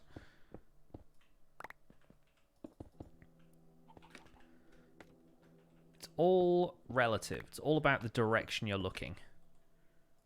Like if you're looking that way, that way, that way. What you got to do is go down, like so, and look up. That's how you get them.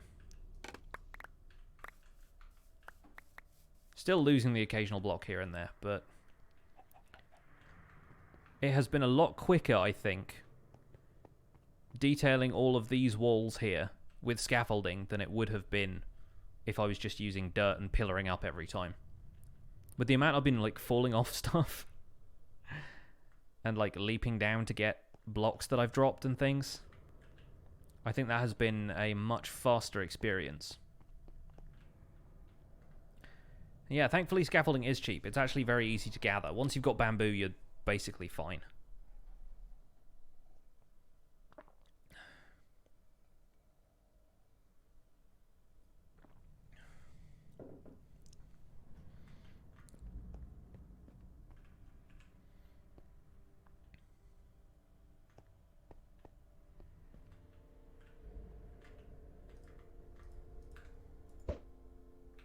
Okay, no more chickens.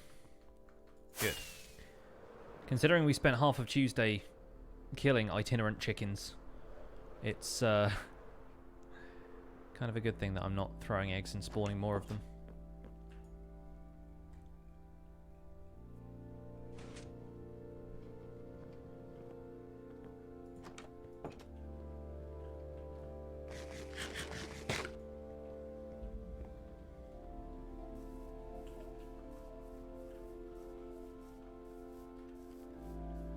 Front of the castle is looking okay. Where are the other... I mean, there's one more tower in the back corner we need to get.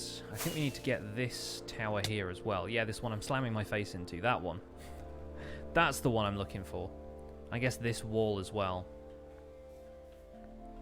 Kind of needs seeing to while we can.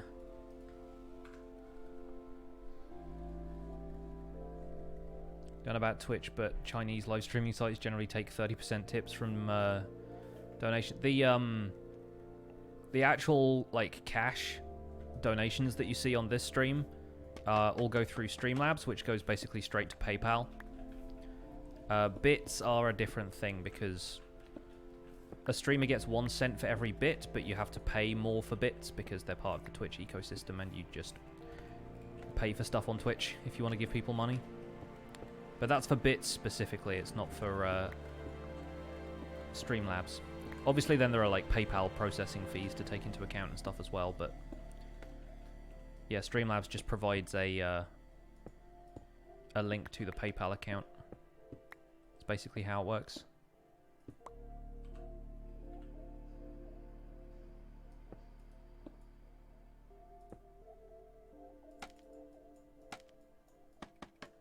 There we go. Sort of getting the hang of it. It's a good case study in how to use scaffolding when you're just working on big stuff like this.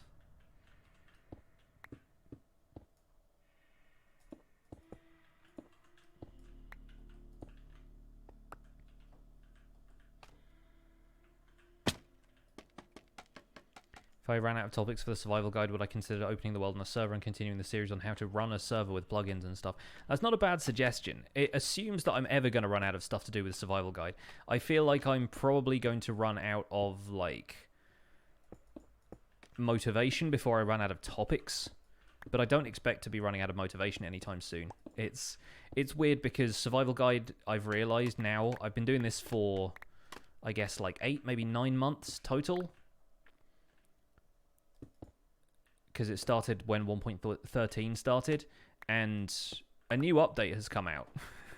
And now I've got a ton of other stuff to do tutorials for. So I feel like it's going to be constantly self-sustaining as a single-player series, just on the virtue of new content coming with each new update. And if updates take roughly 8 months to a year to develop, then potentially the series can run for a long, long time. Obviously, that means that the stuff I'm doing gets more and more advanced each time. But then occasionally we might do something where I start from scratch. I appreciate that, like, having a guide on how to run a server would make sense, but I might even do that if I want to do that as a separate series.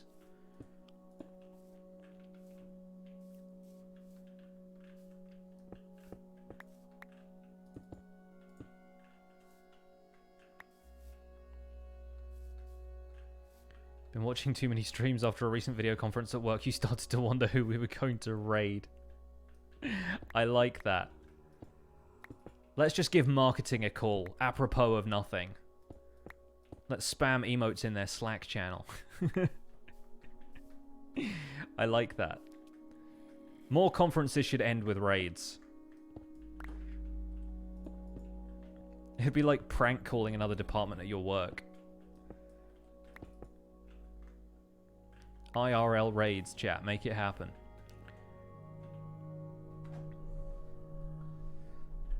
I feel like after conferences, I always wanted to raid the donut shop, am I right?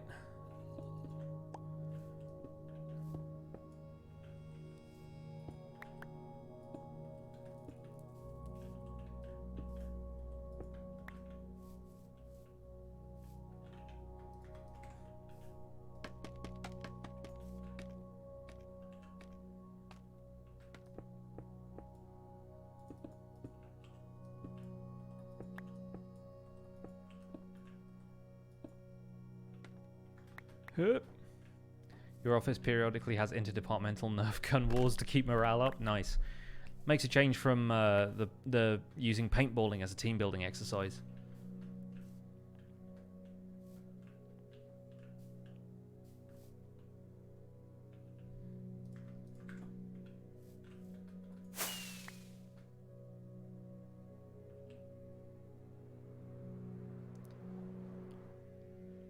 So that wall is basically as detailed as I want it to be right now. Still got the back of the Great Hall to do, but like I said, we might put some windows and stuff in there at some point. Why doesn't the roof there overhang? Why have I not built it that way? Very confused. That tower could still use doing as well. You just started your telephone conference with welcome back. I hope you're all having a great day. Hey, I'm rubbing off on people, apparently.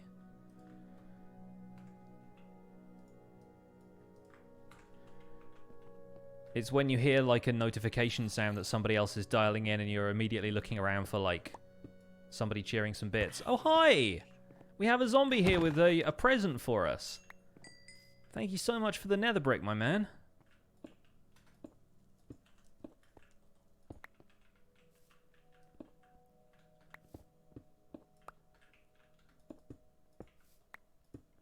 Yeah, we had a few Nerf guns around my old office.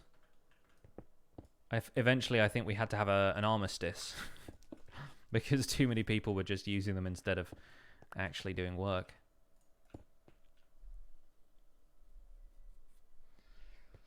Looks fine for a Jacobean roof. Yeah, I mean, there's certain architectural styles and whatnot that have roofs that meet the line of the wall, but I still don't know if it looks right considering that so many of the others have more of an overhang to them. Did I work at Rooster Teeth? I wish.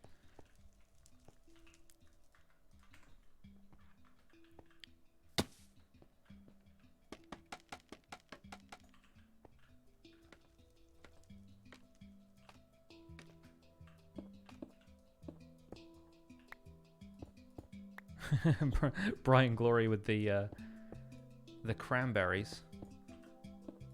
Solid reference.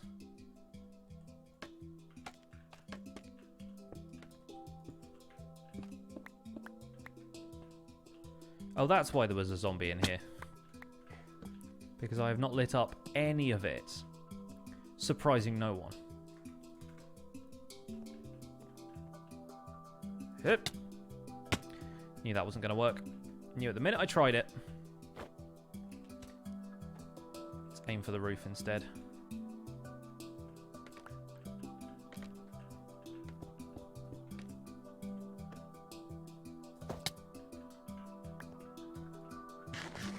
Just going to have endermites all over my scaffolding, aren't I?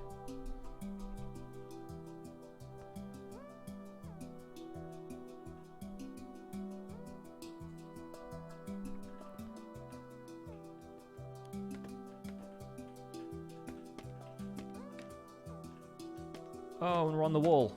Brilliant. Almost like we planned it.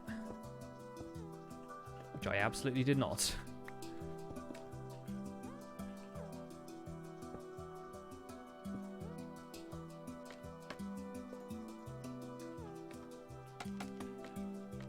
Yoink. Scaffolding has basically given me an excuse to take out all of these, like, glitched out blocks and item entities that end up getting trapped inside a wall. It's like, I can just scaffold up to that, no problem. Oh, that's a tower.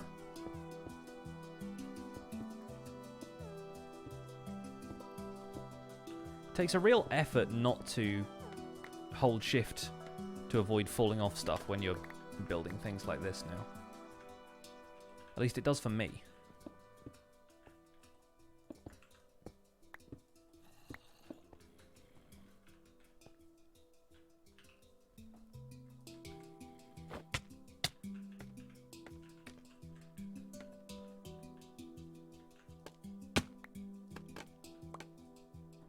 Ready to lose all my blocks of scaffold again.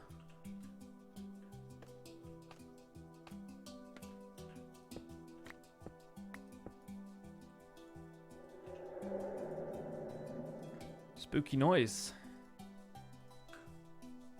Boop, boop, and boop.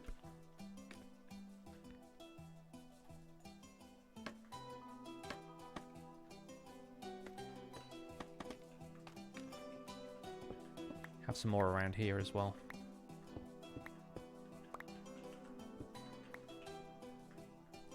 Do do do do. Do do do do.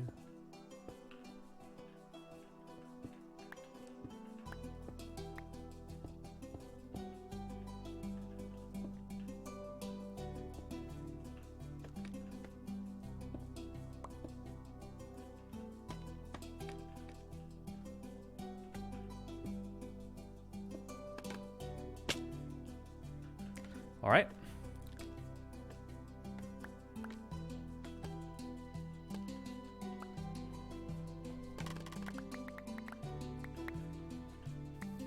Did we get them all back? Yes, we did. Except for that one that will forever be lost. It's probably despawned by now.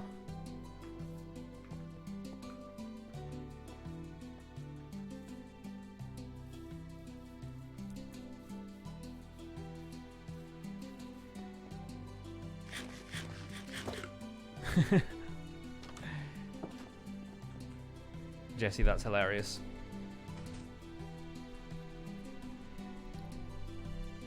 I will have some scrambled eggs, please.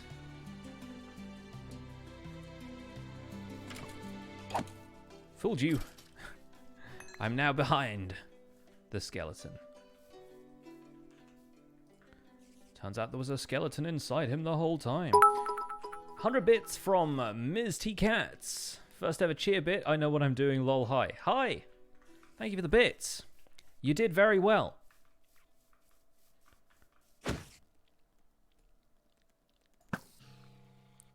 Yoink. More scaffolding crafting blocks. or items, whatever. One certain part of the terrain kind of reminds you of Mambo's Season 5 storage system. Season 5 storage system, what was that? Was that the one where it had all of the different, like, biome type things around the outside?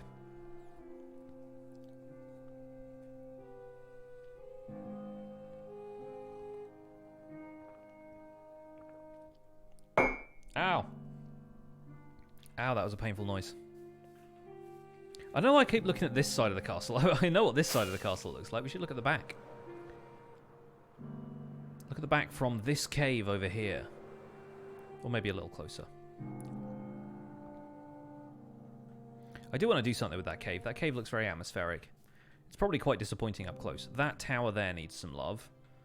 And some of the walls there and probably there need some love as well. I don't want to make this entire stream about placing stone brick, but I've started, so I'll finish.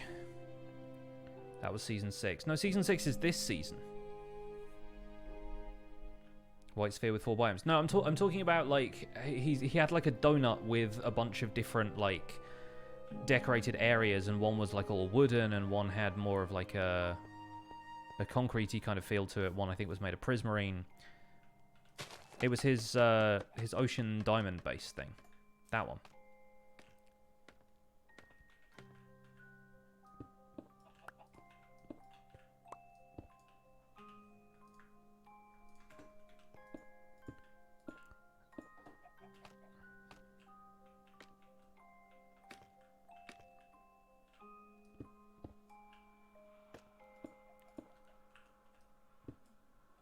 Why not build another small tower back in the taiga biome? One tower at a time.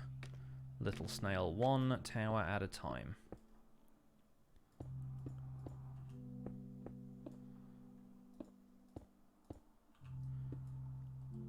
A watchtower thing might be quite cool. I kind of wish there was a pillager outpost out there. It would look very, very in keeping with this whole area. Having, like, roaming bands of pillagers. As though they were about to attack the castle. Even though I've said several times in the past that this castle isn't meant to be one that was, like, defended for military purposes. It's still kind of... It's what you expect to happen, isn't it? You expect to have, like, a military threat to the castle in some way or another.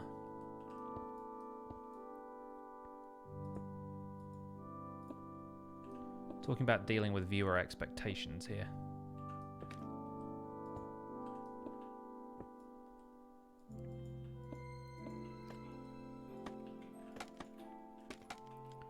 How's this looking? Yeah, that's not too bad. Let's take care of a couple of these.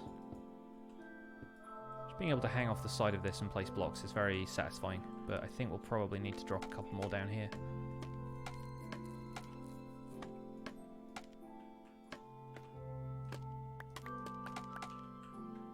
Nice. 200 IQ scaffolding plays.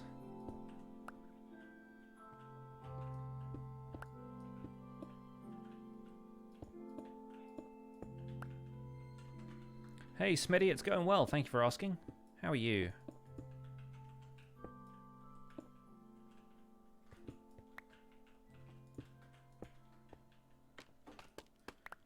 Sort of getting to grips with this new scaffolding stuff, he says, falling off it.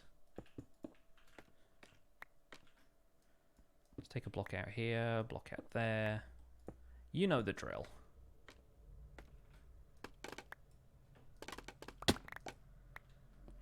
Scaffold is one of those things where if you take it down too fast, you just damage yourself.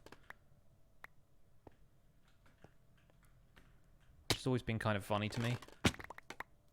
It's the same with slime blocks. You look down, you punch slime blocks, you actually fall faster than the blocks can catch you.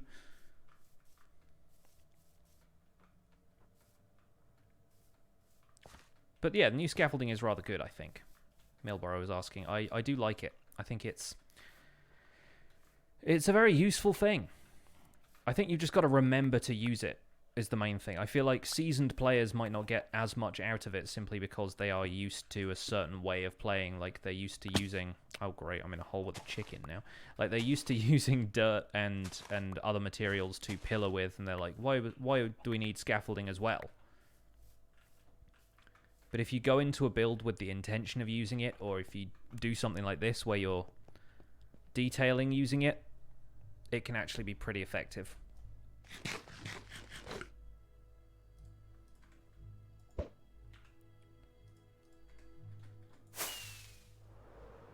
Did I get that one? I did not. It's still hanging out there on the top. That's my one problem with the scaffolding, really, is just how many lingering blocks you get like that.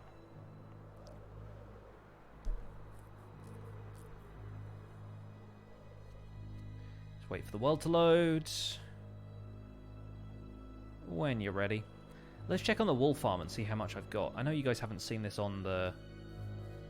I was wondering what that was for a second. What are all these dots up in the sky? Oh yeah, I still have an iron farm up there. This is looking good. Got basically a stack of the first row. I think maybe this one here is like... just on the outside of the area we had loaded.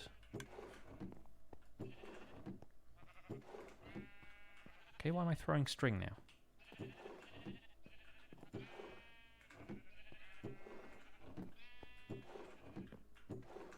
Fair. That's fair. I feel bad that the sheep have to be constantly sheared. So anytime you walk past here, you're just like, that is a row of naked sheep, I guess. As an insta-mineable block, scaffolding already gets its advantage. I just like the fact it can be broken from the bottom up, but it always ends up falling onto the blocks around it, which is difficult to handle a lot of the time.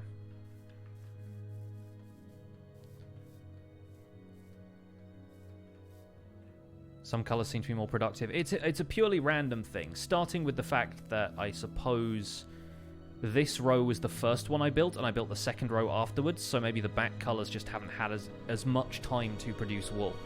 But, yeah, I was expecting the red one, because the red one was the first one I put in there. I was expecting that to have more wool in there than it does. Although I can't remember if I've, like, cleared it out at any point, so I don't know for certain.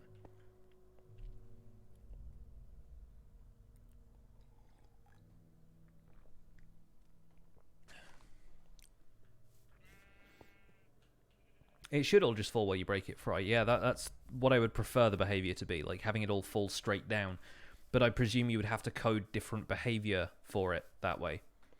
That's the one advantage like breaking sand or gravel with a torch has over it, really. Is all of that's just going to fall in the column where it is and collect at the bottom. I sort of feel like that's what scaffolding should do, except without the need for a torch.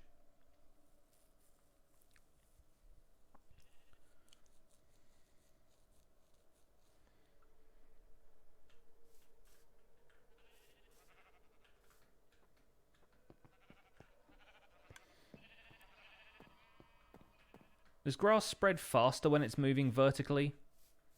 Trotsky is saying grass spreads downwards, so put some more grass blocks above. I think, yeah, there might be a more efficient way to do it. However, in my experience, a lot of the time the sheep don't eat immediately when there's grass. Like, the sheep eating happens less frequently than the grass growing over. Although I imagine it's a bit more random than that, so some sheep probably want to eat but can't because they're standing on dirt. But then I've kind of noticed that the grass grows over faster than the sheep want to eat. Like, there's some where the grass will grow and the sheep isn't eating yet.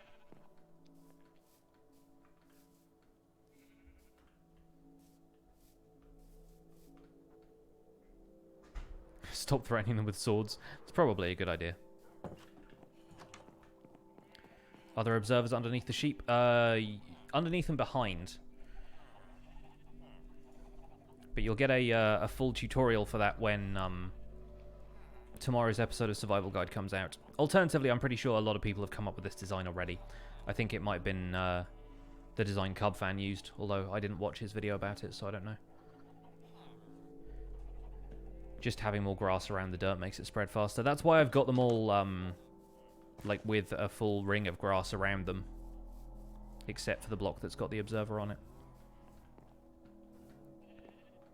But having glass around there is kind of useful because it's A, colourful, lets you know which sheep it is that you're getting the wool from, and B, it doesn't stop the, it doesn't like revert the grass into dirt.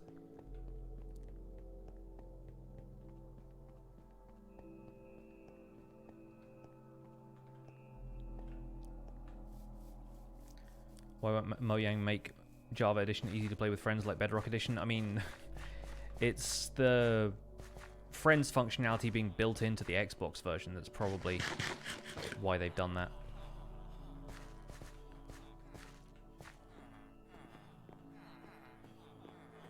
That and the fact that people don't really know how to set up Xbox Edition servers on their own. This sheep is just going to stay up here, isn't it? Fine, be like that.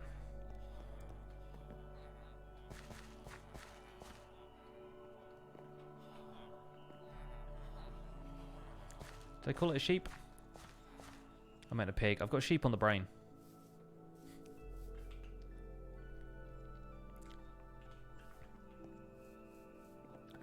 He ain't no sheep man. He's not following the crowd. Oh yeah, I brought the logs with me for a reason. You can put a saddle on it. It's a horse. It's good work. I appreciate the sound logic there. Oh, there's that mountain. Oh, no, it's gone again. And so's the rest of the landscape now. Help! Help! The update. Thank you. So what I want to do around here is just have some of these logs running up the wall. As, like, bracing posts, I guess.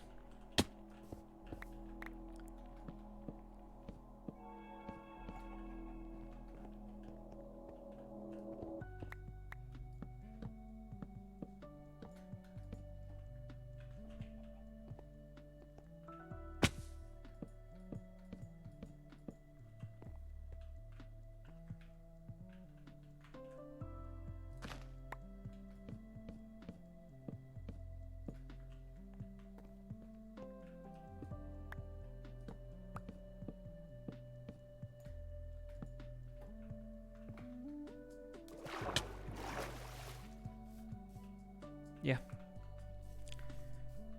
I like this.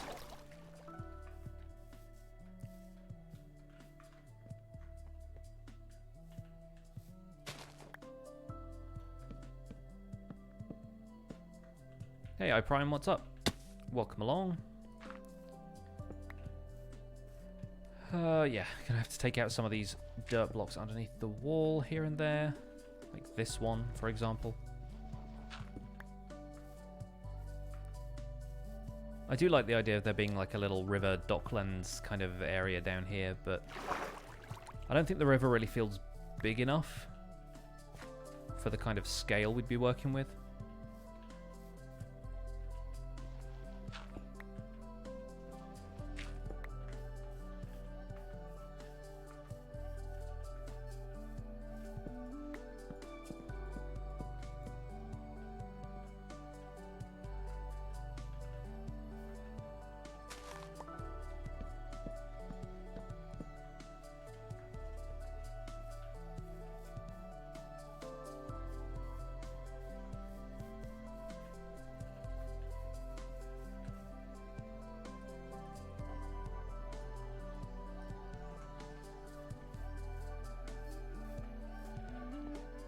Do we want to have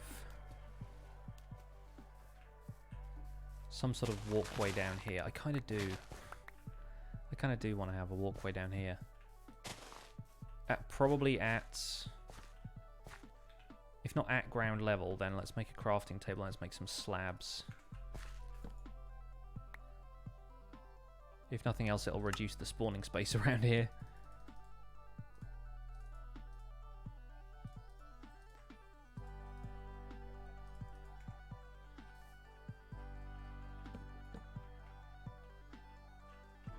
Yeah, Fev, I know. I noticed the mistake about the bucket of milk as well. When I was editing the video, I was like, I could have just drank the milk, but I was just satisfied that it had gone that well at the time. I didn't really mind. But yes, you'll notice sometimes when I make this quote-unquote tutorial series, I don't always make the best decisions. I'm only human.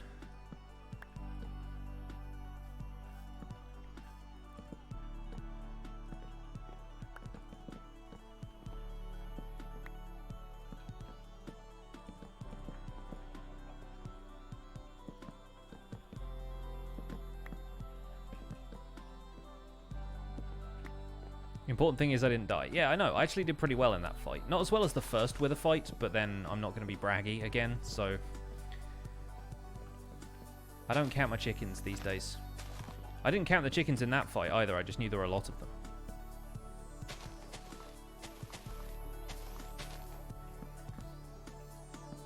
It's funny, Awuga sent me a message on Twitter and was like... Oh, cool. When I fought the Wither and got my Wither Roses, I just bred a bunch of chickens nearby. I wonder how you did it. I was like, might have done it the same way. It makes a lot of sense, though. Chickens are the easiest... They're the most portable mob in survival, really, aren't they? as far as like passive mobs goes. I would love to see a Wither Rose farm design that takes advantage of a nearby zombie spawner, and you're kind of killing two birds with one stone in a way. You're spawning the Wither to kill zombies for you. You also get zombie drops, although it's not player kill zombie drops, so I guess you wouldn't get iron ingots, but it'd be really funny to have the Wither kill zombies for you and still get Wither Roses out of it. How do you get a Wither Rose? Aha! Watch today's episode of the Minecraft Survival Guide on YouTube, youtube.com/pixelriffs, and you will find out. You fell into my trap!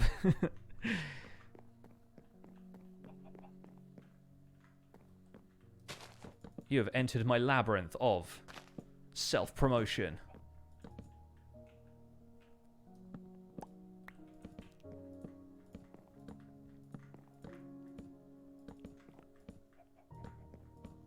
Now I, the Goblin King, will take your baby brother. Alright, I get it.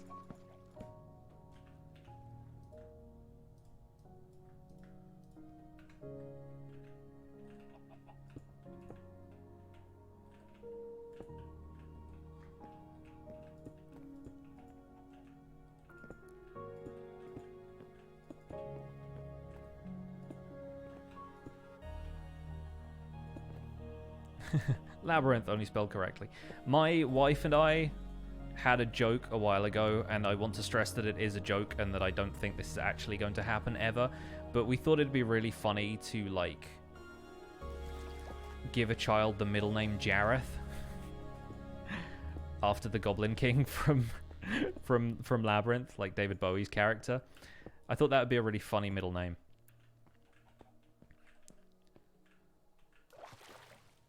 Like, the first name would have to be so normal, and then the middle name. That's where the nerd comes out. You had the same idea only as a first name. Well, that's a slightly more extreme approach, I guess. Only if you give them the first name Gareth. And change your last name to Bareth or something.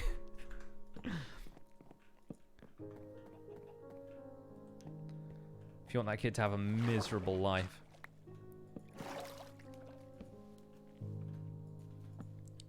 I realize that when I have a baby, my time will get extremely cut down. Why are you assuming I'm going to have a baby?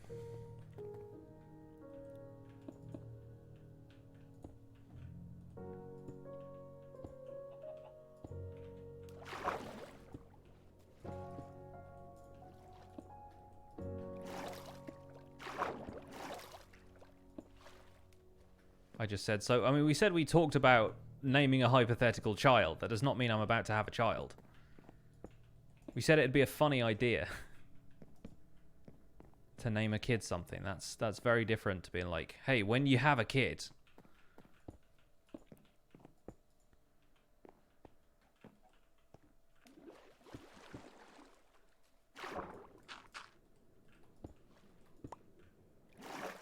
Do I play modded Minecraft? Occasionally. Not right now, though. Lately, I've been very focused on vanilla because it's a lot of fun and there's new updates. There's a lot of stuff to do. But I have played modded Minecraft in the past, yes. I have several series of it on my YouTube channel if you want to check that out. Could one of the foxes be Jareth?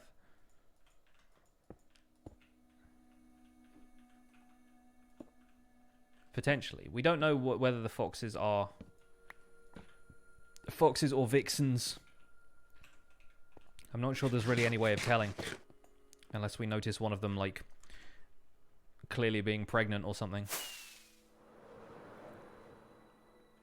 Both of the foxes that are in our garden, or at least the foxes that we have seen recently, are, I think, foxes that we saw as young'uns last year. How does one install mods on Minecraft? There are a number of ways. You need to use some sort of launcher. I have run mod packs from the Twitch launcher before, or alternatively multi-MC. Twitch launcher is probably the best thing for beginners. because a lot of the time it just kind of loads a mod pack for you. So if you're looking to play like Sky Factory or whatever, then that's where you're going to get it. C Banker 8 with the Twitch Prime sub. Thank you so much for subscribing. Enjoy your emotes. Welcome to the Pixels. You are 1 in a million. But yeah, the Twitch launcher is good if you're not all that keen on like looking into the technicalities of starting a mod pack. Durstari as well with a Twitch Prime sub. Thank you so much for Twitch Prime subscription. Appreciate that support. Back-to-back sub hype.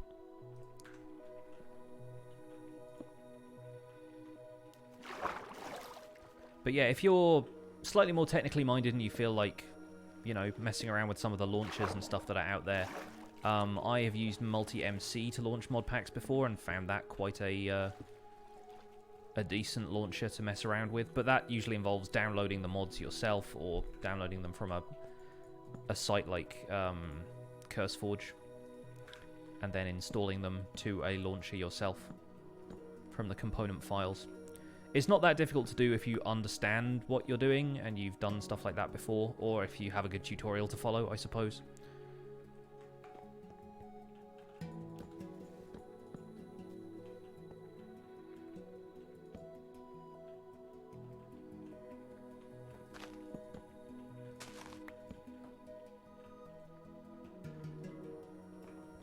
So this is a fun little dock area now, which makes a lot of sense. Yeah, I like having that around the back of the castle. I think we need to continue this to where that hill is, really. And have, like, some stairs leading up from it here. I think here is probably a good place for them. Didn't know Twitch had a mod launcher. Yeah, the Twitch app has a Minecraft mods section out of it. Dax is wondering if you build something in the end. I don't think I've ever seen someone build in the end. I plan to make a base of sorts in the end at some point. I don't know if we'll do it on this stream. Thank you for the $10, by the way. I don't know if we'll do it on this stream as such, because I want to kind of introduce the topic in a Survival Guide future episode, but we'll definitely give that a try for sure. Because the fun thing about the end that I think a lot of people don't realize is that it works in terms of like the physics and stuff the same as the overworld, aside from being able to sleep in beds. But like if you think the Nether has restrictions like not being able to place water and stuff like that, the end doesn't have any of that. You can use basically anything that you can in the overworld. The problem with the end is that there is no day and night cycle, so there is no sunlight. The cool thing about the end as well is that the only mob that spawns is Enderman, and occasionally Endermites if you're teleporting everywhere. But, yeah, it actually kind of allows you to have a little bit more control over things, and you can live a very happy existence out in the end as long as you don't look at any of the other inhabitants. You can wear a pumpkin on your head for the rest of your days if you want to.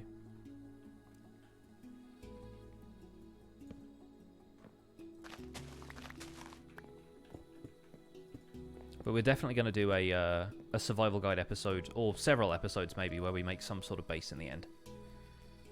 I definitely like the idea. Have I eaten any Indian food, and if so, what is my favourite? I've eaten, you know, British curry Indian food, which may not be the same as the food you have in India, but it's the kind of the British English, the British Indian version of it. And yeah, I like a lot of Indian food.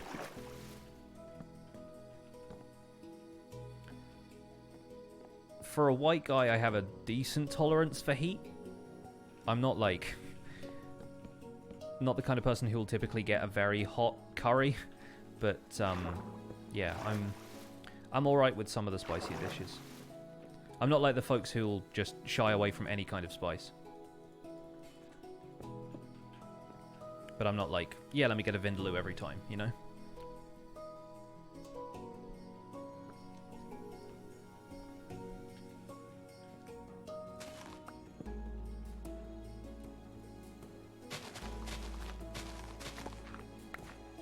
Vegan Indian takeaway near you that does a delicious Tempeh do piazza. Nice. That sounds good.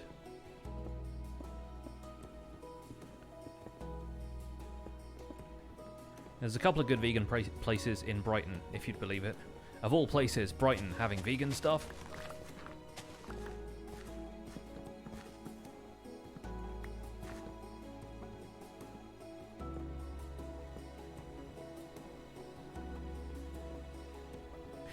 Hey Elkhorn, what's up? Were you having issues before? Good to see you made it.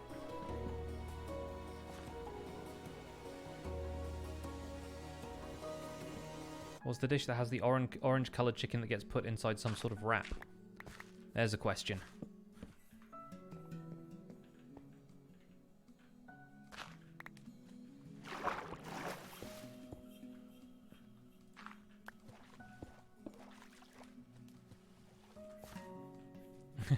A burrito?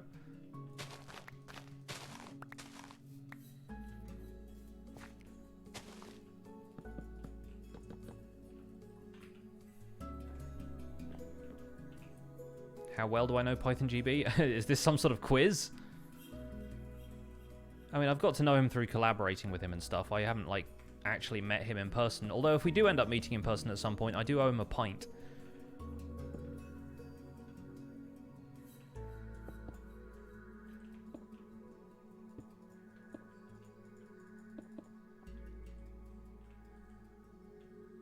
How am I able to keep track of chat? I have Streamlabs OBS open on my second monitor over here, and as part of that, the display has the chat on it.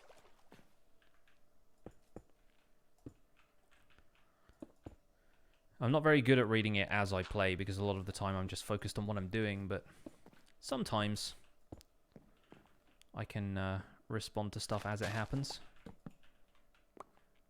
Why do I owe Python GB a pint? When I first started collaborating with him, we were doing stuff on his second channel, playing Destiny, the shooter game by Bungie. And that was basically kind of me just wanting to participate in one of his series, and I'd been playing Destiny a whole bunch. It wasn't really the right type of content for my channel, and neither of us really stuck with it after that, because he'd played it a bunch of times. He wanted to do like a definitive playthrough.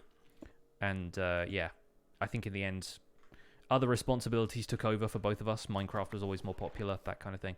But, yeah, during that, I suggested a couple of, like, friendly wagers just to make it a little bit more interesting. And one of those was just whoever gets the most kills, the loser has to buy them a pint. And, he won, because he's very good at that game.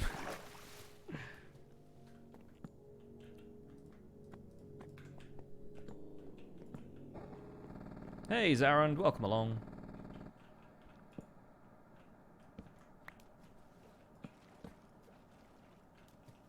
Can't imagine anyone outside of India can eat too much spice. I mean, yeah, compared to the average Indian person's culinary tastes, I imagine ours are relatively tame.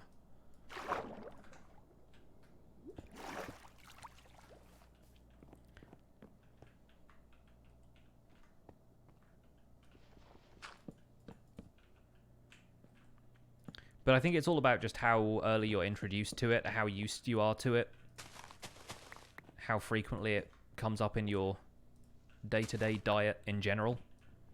Because, yeah, my parents didn't cook, like, spicy stuff all the time, but they definitely introduced us to, you know, they weren't keeping the spice out of stuff, specifically. My sister and I grew up eating a variety of food. And I think as a result, I have a slightly higher tolerance for that stuff than other folks might. I definitely know a lot of very picky eaters who won't touch spicy food. Hey, Bexy, what's up?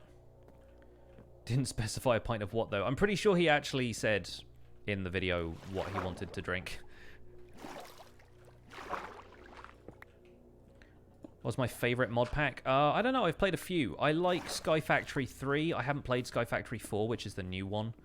But, of course, Minecraft 1.14 has been coming out around the same time, so that's really been my priority. But yeah, I can recommend Sky Factory. It's quite good. It's got a lot of stuff going on, but it also has a guidebook, like an achievement book that kind of teaches you the progression you're supposed to play through.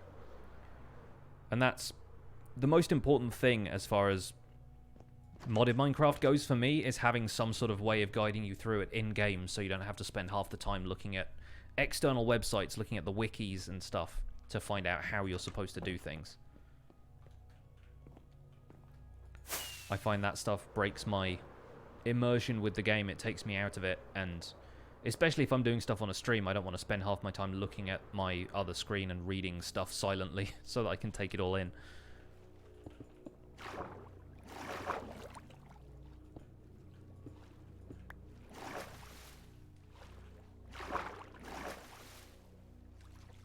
You like SevTech for that reason? Yeah, I think there's a lot more mod packs have been better at it lately. I think perhaps on the example of stuff like Sky Factory, where they seem to have done it right. I think, yeah, SevTech and Project Ozone Light, I think even Fullcraft had like a quest book of sorts that was like, even if you get like achievements or something similar to the advancements table in vanilla Minecraft, if you get something like this, you kind of have some idea of what you're supposed to do, right? Like, it kind of gives you, like, mine stone with your new pickaxe, get a better pickaxe by making stone, make iron, and even that can be enough guidance to get you started. But there are definitely some kitchen sink mod packs, as an example, really, like, you don't always know what you're supposed to do. And so they are better for people who are experienced with those mods already and will be able to come up with stuff the way we come up with stuff in vanilla Minecraft when endgame has happened.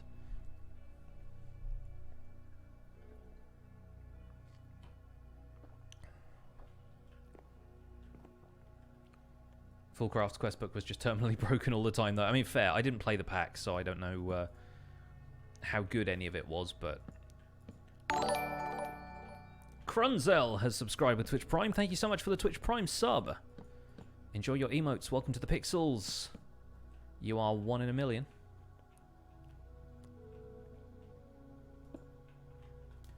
Thank you. The sub-hype. Sub-hype going off in the chat. Which indie game do you like? I love Subnautica, The Isle, Generation Zero. Hyper Light Drifter is a really good one from a few years back. Played that on my channel. Really loved it. I really like the look of Forager. I kind of want to play Forager, but I feel like that's a game that is just going to eat up all my life and my streaming time if I start to play it. And obviously Minecraft's going really well for me right now, so I'm kind of stuck on this. Minecraft was an indie game once upon a time. Not so much anymore. They're like, oh, Microsoft owns it now. It's corporate. But yeah, I like quite a variety of games. I haven't really had a chance to play all that many different games over the last few years, though. But, oh gosh, yeah, Hyper Light Drifter was kind of great. I'm kind of interested in what their new, isn't it like Solar Ash Kingdom or something? It's another 3-word title. The same studio that made Hyper Light Drifter is making a new game. And they've got like a teaser trailer out for it, which looks completely different. It's like the same sort of aesthetic as Hyper Light Drifter, but it looks like more of like a 3D kind of game. But it's got that same sort of neon color palette going on, which I really like.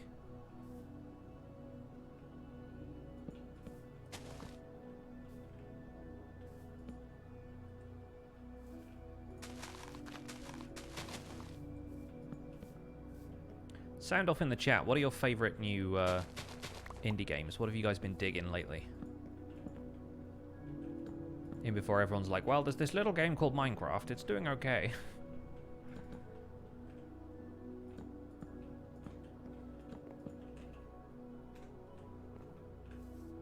Do I like being in a server? I kind of do, but I'm also very happy with single player right now.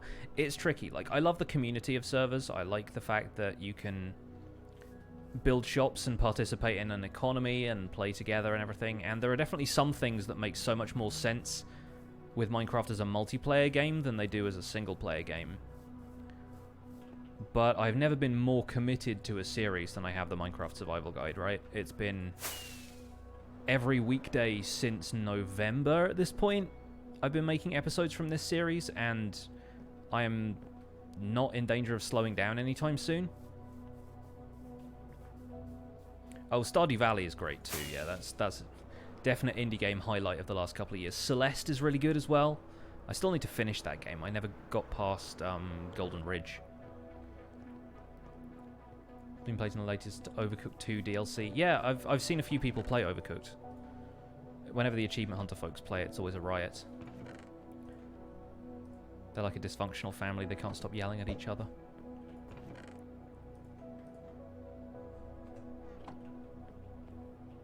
Your husband's been playing Human Fall Flat. Oh yeah, and Tango and Zedaf played that. That was great. Got some clay here as well. Put that in. We storing clay with the bricks now? I think we are. Yes. There we go. Do I have somewhere I keep ideas for future survival guide episodes?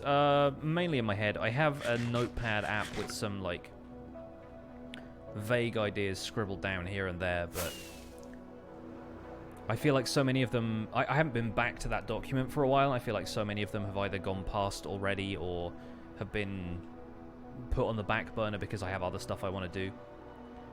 But then there's so many technical projects that you can predict that you want to make, like, I don't know, Enderman Farm, Creeper Farm, Witch Farm, farm this, farm that. And then new mechanics come out, like the sheep shearing thing, and that suddenly takes precedence because it's something new and it's something valuable. It's something that you couldn't do before this update. Oh, bit of a damage boost. Have I seen any of the Dark Soul titles? I have not played any of them. I know of them. I've seen a few people play them, like, in Let's Plays and stuff, but never really been my cup of tea. That style of action game, the sort of high-stakes stuff, has not really been my bag.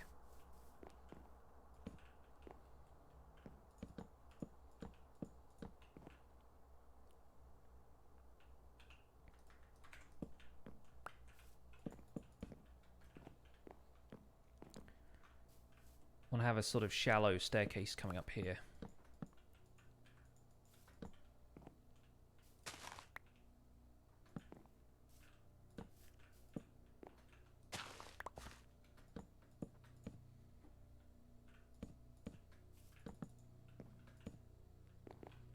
With occasional wooden supports.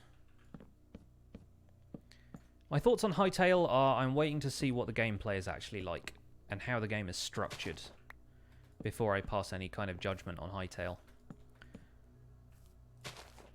I'm instantly skeptical of any game where people just decide it's going to kill Minecraft.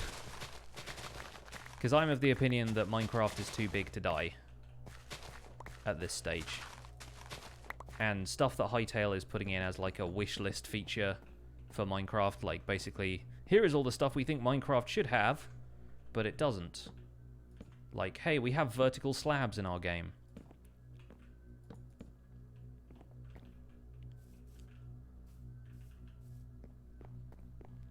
I'm interested to see how that actually works. How the building mode and the adventure mode are separated, because they do seem to be talking about them like they're two very different things. And I think the appeal of Minecraft for me is having the opportunity to build cool stuff whilst also playing a survival game. If Hytale isn't designed as a sandbox where you can kind of do anything, then I feel like it's not going to have the appeal that Minecraft does on such a broad scale. But I don't know yet. I have yet to see exactly what Hytale actually looks like in terms of the gameplay loop and everything. But you're right, competition is good. Competition allows people to put their money behind the stuff they want to see instead of just constantly backing one horse. And it's going to potentially motivate the developers of both games to improve what they do. Which is a good thing. It's always a good thing. Keeps the market healthy, I suppose. I have not got a world download for the Minecraft Survival Guide yet. I am saving that for a future date. I'm not sure exactly when. Like, I don't have a date in mind or anything. I just kind of want to complete something rather than give people something that feels incomplete to me.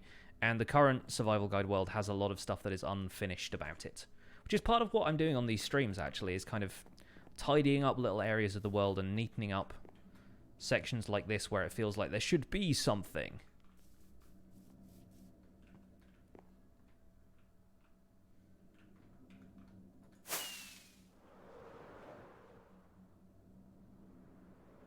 But I like that. That feels good. It's got a good vibe. Minecraft should have more mods like Ether, adding a story progression / goals. I mean, that's what mods are. That's what mods are for, really. To me, mods are just, like, the kind of content people want to see like that. It can get added.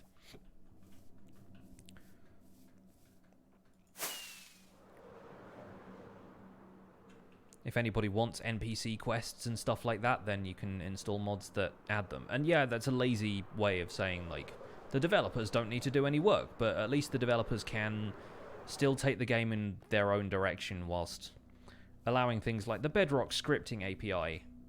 There have been people just making Java-style mods in Bedrock now. Like, there was something on Twitter the other day where somebody had made the Bedrock version of Whaler, the mod that shows you what block you're looking at when you mouse over it. And the scripting API is going to allow for so much more stuff like that.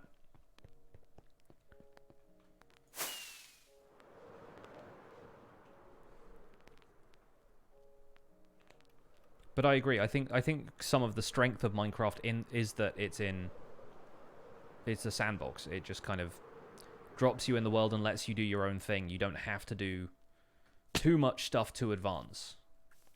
There are definitely set ways of doing certain things as far as the community is concerned. But in reality, you can just sort of do what you want.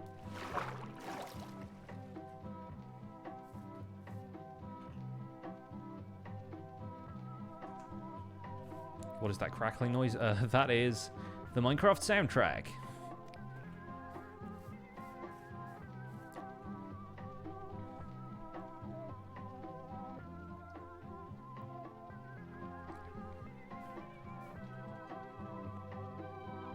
The squid just keep throwing themselves against the riverbanks over here.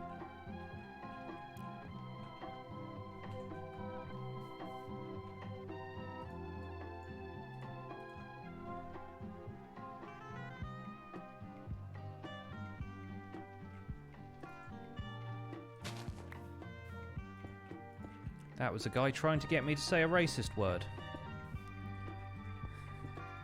Which gets you banned in my stream.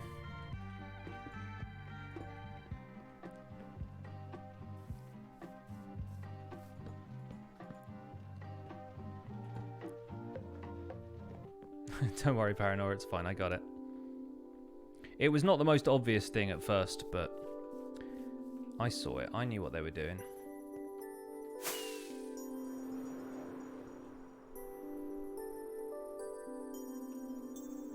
And apparently Nightbot is just hanging out doing its thing as usual. Should give a world download to your patrons, let them finish it, and then further down the line compare what they've done compared to me. That's a very bad idea. Because a lot of my patrons are better than I am, and it will make me feel like low self-esteem for the next year.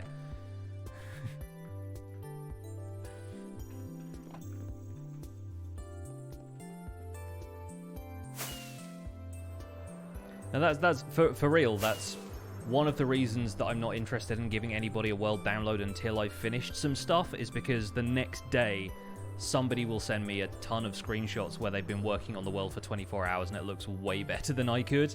And I'm like, but that's my world though, you know?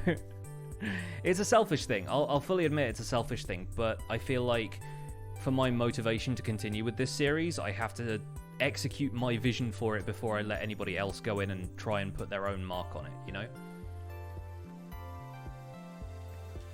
Because there are some incredibly talented people all over this community. And there are several of them who share stuff in my Patreon Discord and in the other Discords I'm a part of that absolutely blows my mind. And they have like build teams that go in and do stuff, and there's all kinds of stuff like that. But I think for me to continue doing what I do, I have to imagine in my own little bubble that I'm the only one who can do this right now. Is kind of the way I think about it. It's a weird way of thinking about it, I'll agree, but it's just kind of the way my creative process goes. It's like, imagine you're the best for the moment.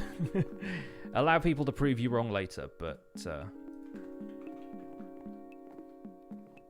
part of the tutorial mindset is just assuming that what you're doing is probably the best way of doing something. And then allow people to correct you later on. Like, don't be conceited about it or whatever, but part of the trick to having that amount of confidence in it is a certain amount of self-belief that is probably misguided, but it's gonna get you where you want to be in the meantime.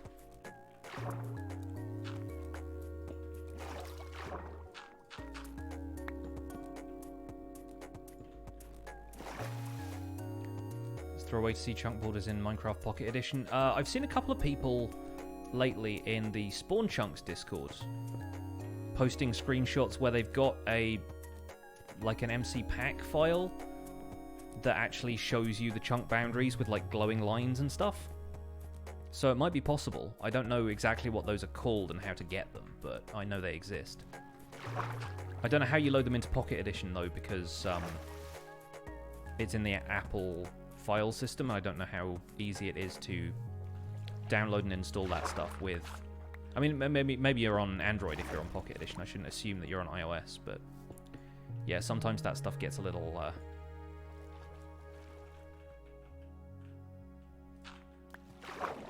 difficult to install on iOS devices. How long does a mod pack take to download? Totally depends on the mod pack, your internet connection, like there's a whole bunch of different factors there. It's not like a specific number I can tell you.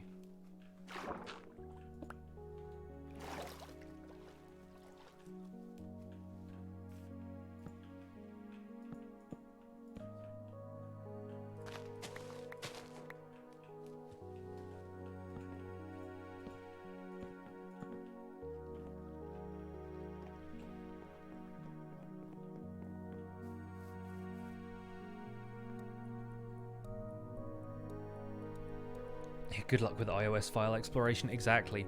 They've been getting better at it, but like baby steps compared to more open platforms like Windows and iOS. Not iOS, Android. Like they recently added a thing that you can put files into called Files. Can you imagine?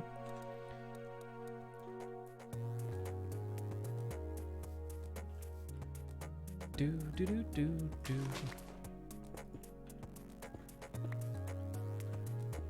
This track always reminds me of Logan, who was one of the guys who used to play on Decidedly Vanilla. He's going to college for animation and stuff now, I think. But yeah, he was one of the DV members when I joined. Are there no issues with chunk loading in the Nether? Oh, there are. You just have to go further in the Nether to find them, because the Nether has less stuff to load.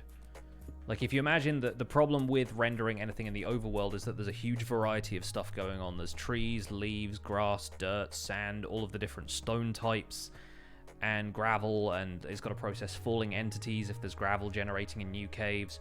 In the Nether, you've just got netherrack, soul sand, bit of lava, maybe some mobs, some nether brick if you're flying over a fortress. There's like 3 or 4 blocks in the Nether, comparative to the overworld where there's a whole bunch.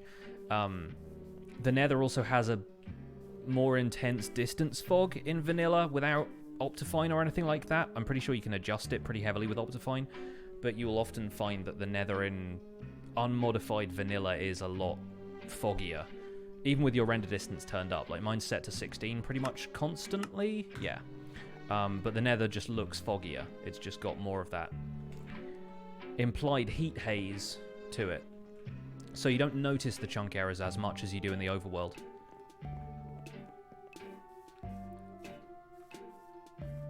It also doesn't have anything to load above Y128, which I know the overworld typically doesn't either, but at least in the Nether it knows that there's not going to be any blocks up there, for the most part.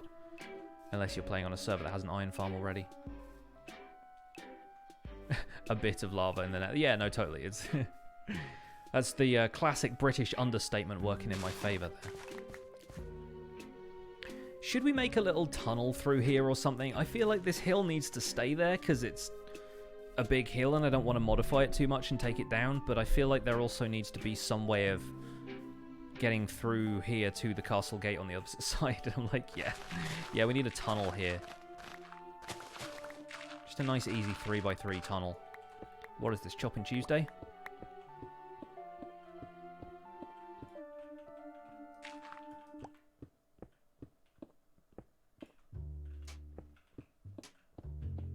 Stone and andesite look so similar now. They were a little bit more distinct before, by my reckoning. Lately, though, I feel like the andesite is blending in a lot better. For better or for worse. Like, sometimes you don't want it to blend in that well. Waterfall with a tunnel behind it. I mean, not really feeling waterfall from this little hill here. Like, it's not meant to be a secret passage. This is where, if they are going to be receiving, like, deliveries on the river down here, if this is going to be like a little dock area, then this is going to be where they have to take stuff through this hill, because the hill is there, and, like, the alternative is to actually load stuff up closer to the castle around the bend. Closer to the actual entrance. But over here, there's going to be a bridge, and there's like a big cliff to climb here. So, I don't know. Like, I'm thinking tunnel through the mountain here, and then maybe come out this side or something. Oh, hi. Nice to see you. Oh, oh no, we're being shot from the roof. It is an invasion. Tower Pig, defend me.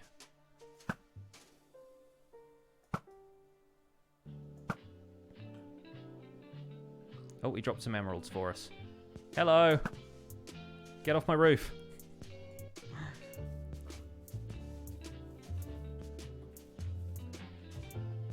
There's the banner guy.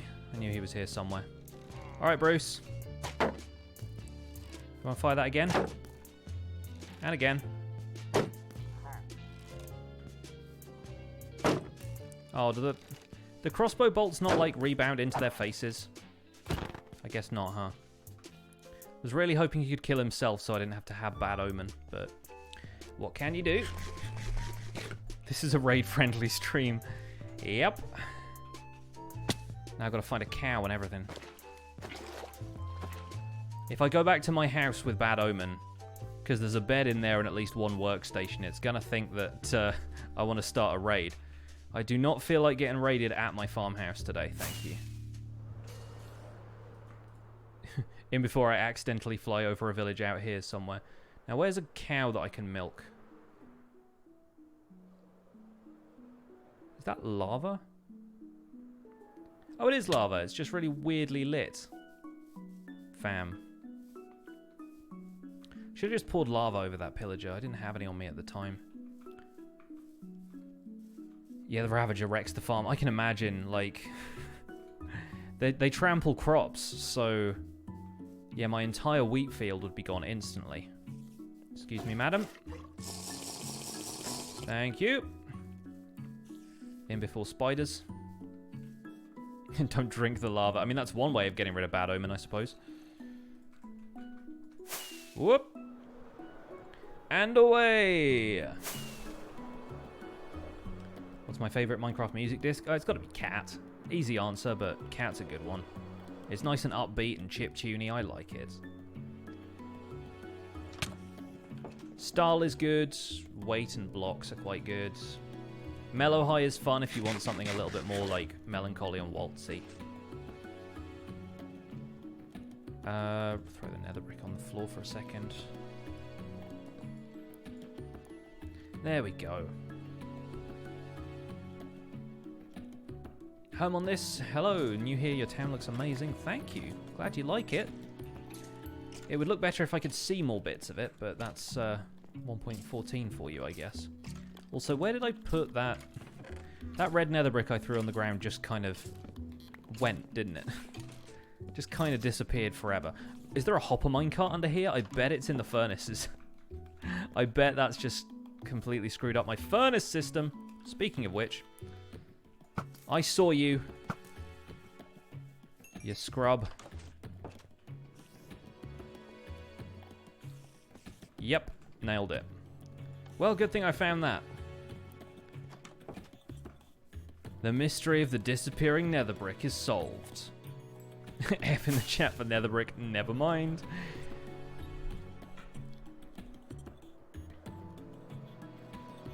Yeah, Fry, the bed is always too far away.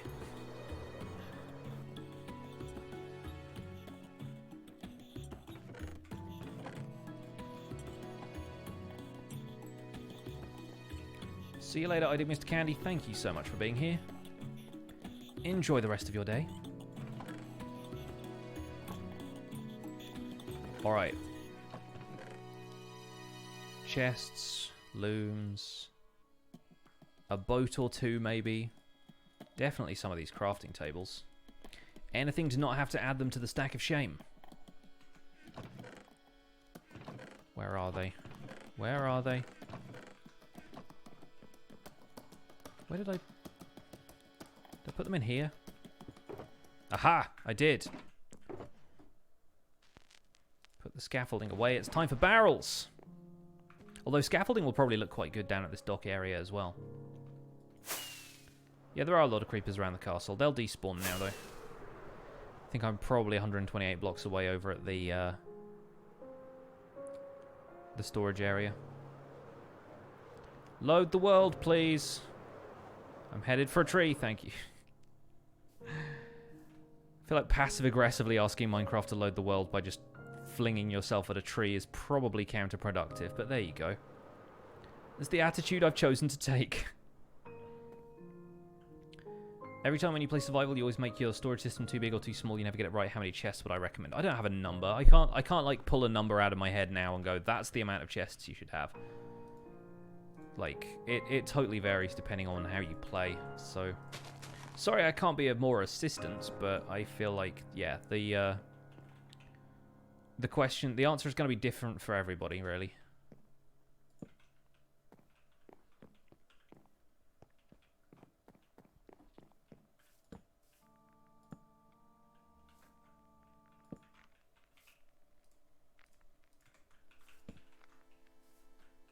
Barrels are just the best block.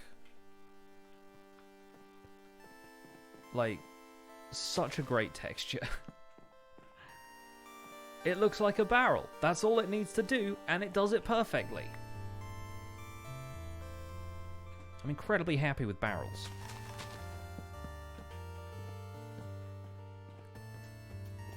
Imagine this being some sort of, like, I don't know, register of some kind.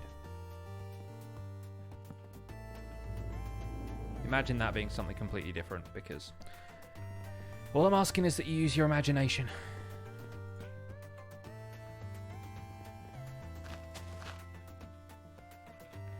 And you know what? I think we'll make some wood, which is different to logs, because this is Minecraft.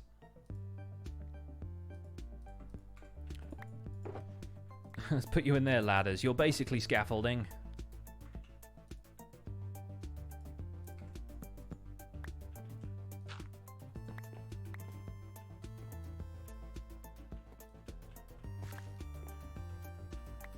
Wood. It's better than logs.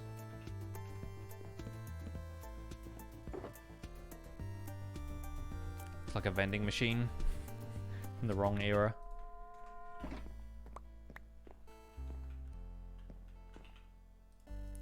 What can we put in these barrels? Ink. Been storing up all of the ink from the suicide squid. That tends to hang out around here.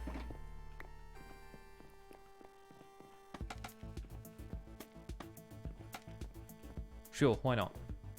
Anything for a bit of extra decoration. I like the scaffolding as tables, but it needs other uses here, I feel.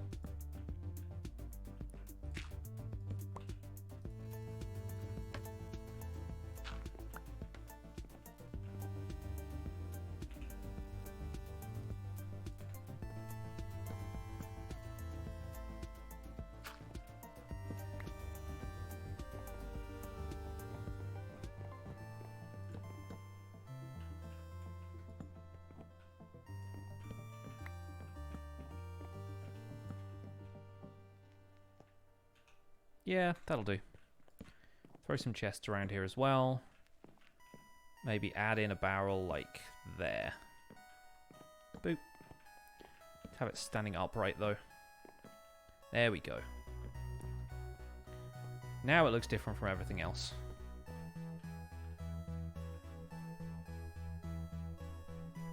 Mentioning string on bamboo to stop it growing, you just place it on there, just on top of a bamboo stalk, yeah. Anything that naturally grows upwards more than one block can be stopped from growing with string. If you want something that looks vaguely transparent, so that you don't see it from a distance, use string.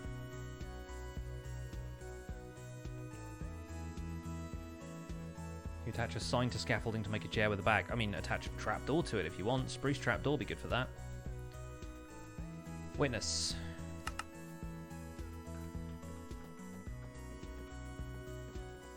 Let's come up here where it's a little bit more chill.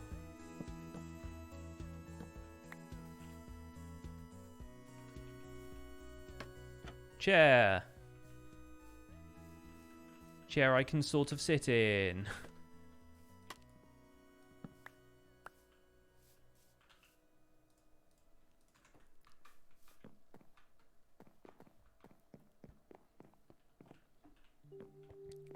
Let's also have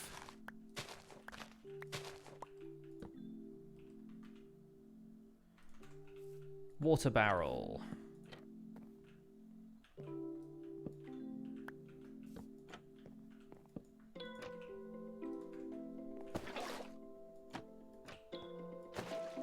Actually, water barrel with fish. Nice. Fish comes outside of water barrel. Why do you have a deja vu when you saw me do the scaffolding chair? Probably something to do with your brain. That's how deja vus work, right?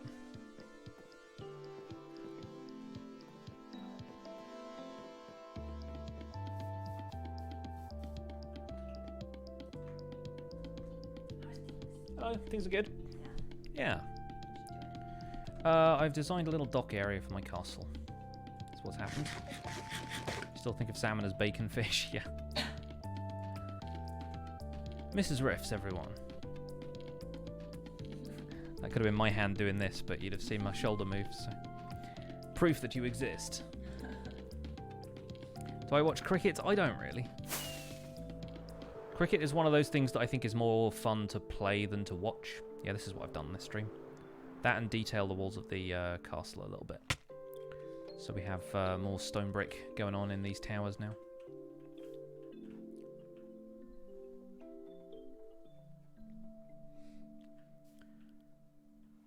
Am I going to work on the Nether Hub today? No, not today. I'm working a little bit on stuff around the castle instead.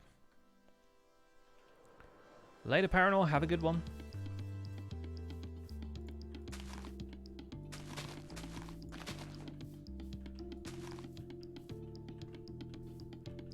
I'm trying to think if there's anything else we can put around here to maybe have like some barrels around there as well. I'm just going to spam barrels everywhere for a minute, guys. Don't mind me.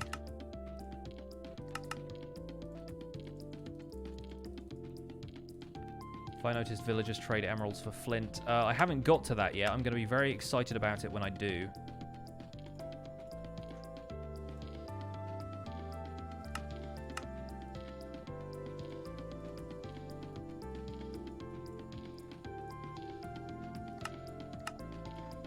$15 barrels. Sounds like a great number.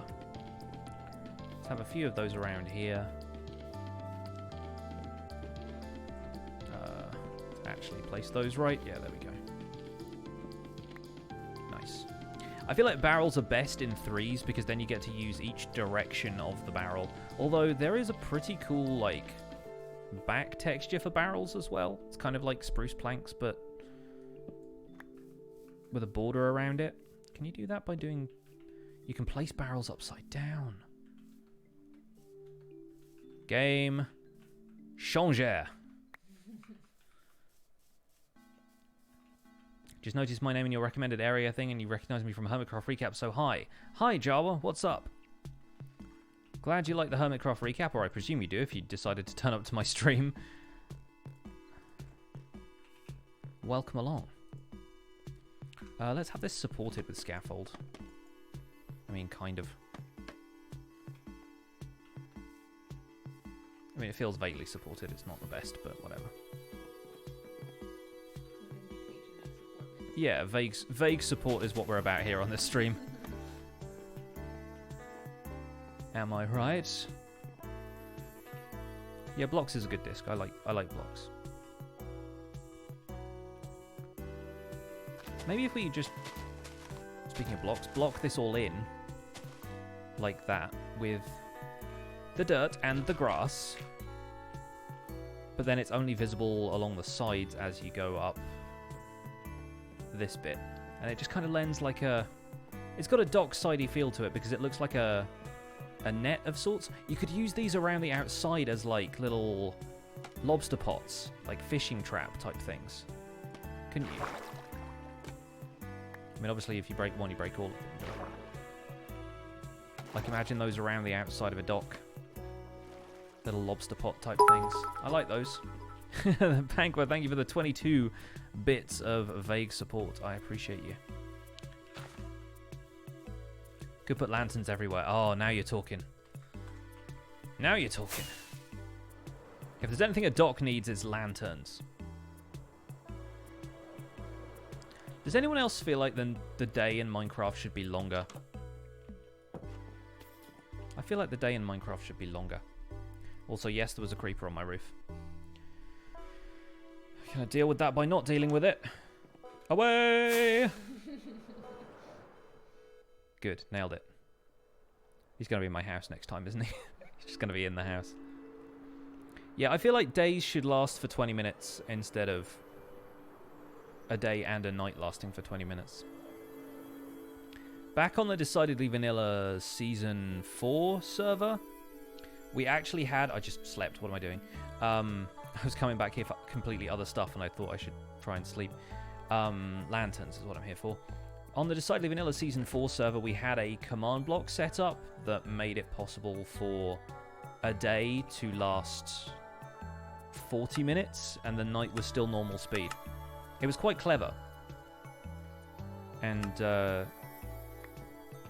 yeah, the way it worked was just by having a daylight sensor start a command block that moved the time forward one tick at a time on a redstone clock.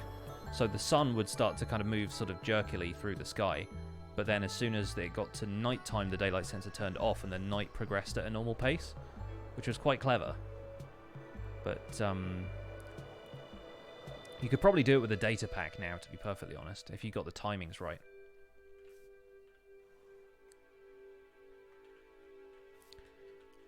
We were talking about the seasons. I can't remember if it came up in the actual podcast or if it just came up in the post-show chat we were having with Python the other day. But we were talking about seasons on the Spawn Chunks podcast. Because of Harmony. Harmony having a seasons mod that was added in. It was just the seasons part of Tough as Nails was added in. And I think the only way it would work, the only way you could do it well, would be to have some means of skipping the seasons in the same way that you can skip the night, because I don't think anybody would want winter. If you want winter, you go and build in a snowy biome in this game, or you build in the mountains or something. But winter for the rest of the overworld sounds like it wouldn't be particularly fun. You would just end up getting snow everywhere. It would snow more frequently, maybe. That's kind of how you would show winter.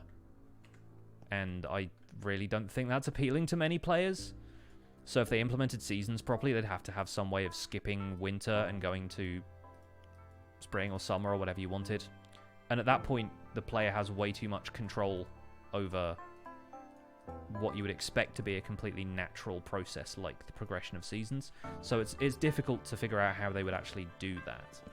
What if they changed it so like the food that you could grow is a bit more seasonal? You know what I mean? I mean, there's definitely some cool stuff you could do with the different seasons. It's just from a gameplay perspective, how do you stop it being like an irritation to players when winter comes? And like all the crops dying and stuff. Like that's part of Tough as Nails, because as the name suggests, the mod is something that makes the game more difficult and more realistic as a survival game based on, you know, the addition of thirst mechanics as well as hunger mechanics, so you have to drink water regularly, and if you go into cold biomes, there's a chance you get hypothermia and start taking damage and that kind of stuff. But then, like, exactly, like then it just becomes so much about just it becomes like real survival and not like game survival. It becomes like Bear Grylls survival rather than like sandbox survival, you know? Yeah. And that's the kind of thing that I don't think I would have as fun a time with, which is why when we made Harmony a mod pack, we only took the seasons part from Tough as Nails. We didn't take all of the other mechanics because they just seemed like too much. Yeah, you've got too many things to try and manage, I guess, resource-wise. How cute is this with the lanterns now, though? That's so cool. I like that a lot. I like the lantern. Sounds like Breath of the Wild. Yeah, Breath of the Wild manages to get around it by just having food that you eat, but then Breath of the Wild is also an adventure game, and like, you don't build in the mountains or anything, whereas I think people who want to build would just find building around the world irritating, and it would discourage people from building, is the problem. Yeah, these mostly just need to be adjusted in terms of the range of heights we have going on here, I think. Let's hang that one up there. Put another one up here. Give me that log back, thank you.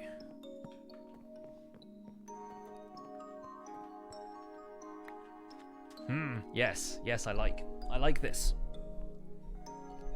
Harmony was nice to watch. Thanks, I had a good time playing that pack. It was a lot of fun. It was good to check out Biome Bundles specifically, because Biome Bundles are a really great pack for terrain gen stuff. Excuse me. Fibro Wolf asking if I got a new mic. I do. I have a Shure SM7B now. Radio voice. It's pretty great. To be honest, people probably haven't noticed that much of a difference in the videos I do, but that's mainly because the microphone I had before was quite good, but this one captures a little bit more of the low end of my voice. It's got more of a pleasing bassy resonance to it, and I like it a great deal.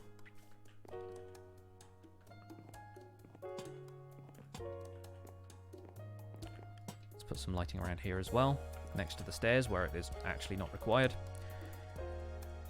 And I will probably put all of the stone away now because, let's face it, I don't need to build anything more with stone.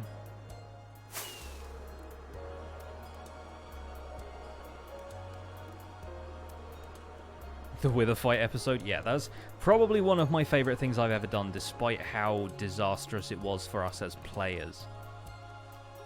Just being able to record a Wither Fight with replay mod and have it look that cinematic was a lot of fun. I had a great deal of fun editing that afterwards.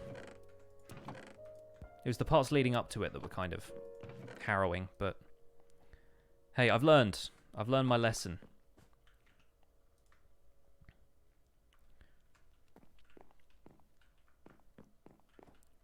I kind of wonder if we want to take the stone cutter over there and just have a little construction station type of thing out there. There could almost be a workyard out the back of the castle where there's more construction stuff going on. Voice sounds clean and fresh on the new gear. Thanks, BJ. Glad it's noticeable to some folks at least, because I imagine there are definitely people out there who have an ear for this sort of stuff. I think of myself as one of them. But unless I said anything, most people might not notice. I guess you can see it differently on the stream. Can you turn the light on, by the way? It's really getting dark in here now. There we go. And suddenly the balance is back. Thank you.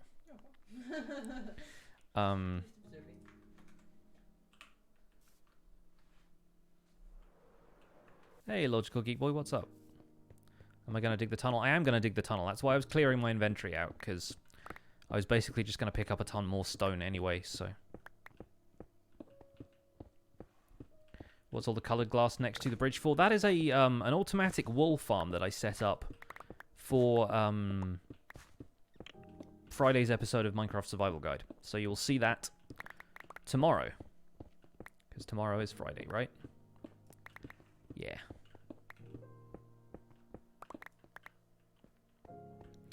I have no idea where this is going to come out, by the way. I think I'm coming out on a hillside about there. there's grass here and...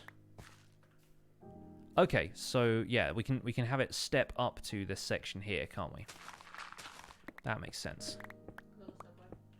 Yeah. Because it made sense for the river to bring any kind of like cargo barges and stuff. Somebody suggested that and it seemed like a sensible thing to do. But then if it went further around there, it'd be closer to the castle gate and it would circumvent this mountain, but there's not really a good place to have one of these dock type of things. There's no terrain next to the water that really makes sense for it. But then here, there was just this giant hill in the way, so I was like, well, we'll go through it. The standard kind of American approach to mountains. It's like, we'll build a tunnel through it. If we can't drive over it, we'll drive through it.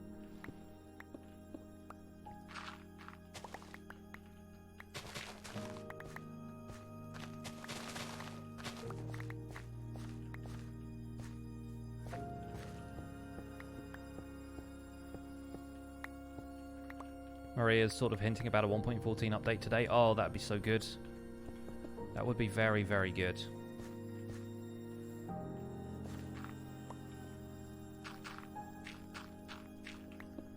Northy with the dedicated Wham reference in 2019. Great work there.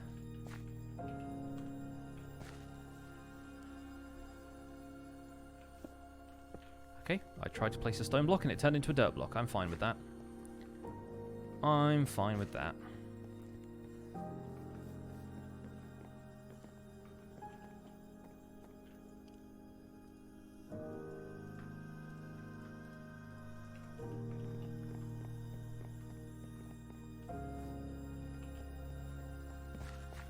I'm going to put lanterns in here as well because it's obviously the thing to do. But need to decorate a little better first. We can turn this into a kind of corner situation.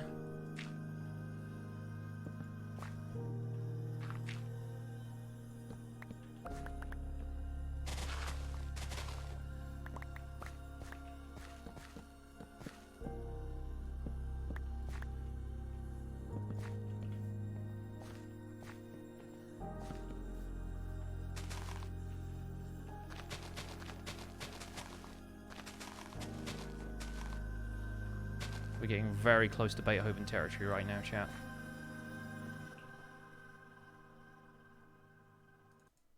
Saved. Okay. Anytime I hear intro play, I'm like, okay, it's close to the end, which is paradoxical, but that's kind of the point.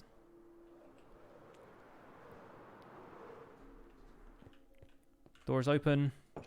No creepers. Good.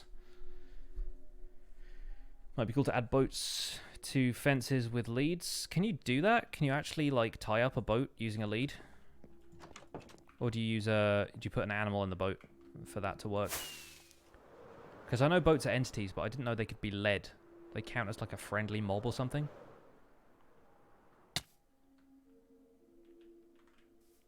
Just the boat and a lead. Really? Interesting. Is that a Java thing? For sure. Sometimes people tell me these things and they only work on Bedrock. Like a lot of people were insisting on today's episode where I was talking about farming flowers. They were like, you can just bone meal the flower itself and it will grow other flowers around it without growing grass. Today's episode and tomorrow's episode were particularly difficult to record because I was talking about grass and glass a lot, and yeah, it became a speech impediment after a while. It works on PS4. Okay, right. That's tenuous then. We'll see.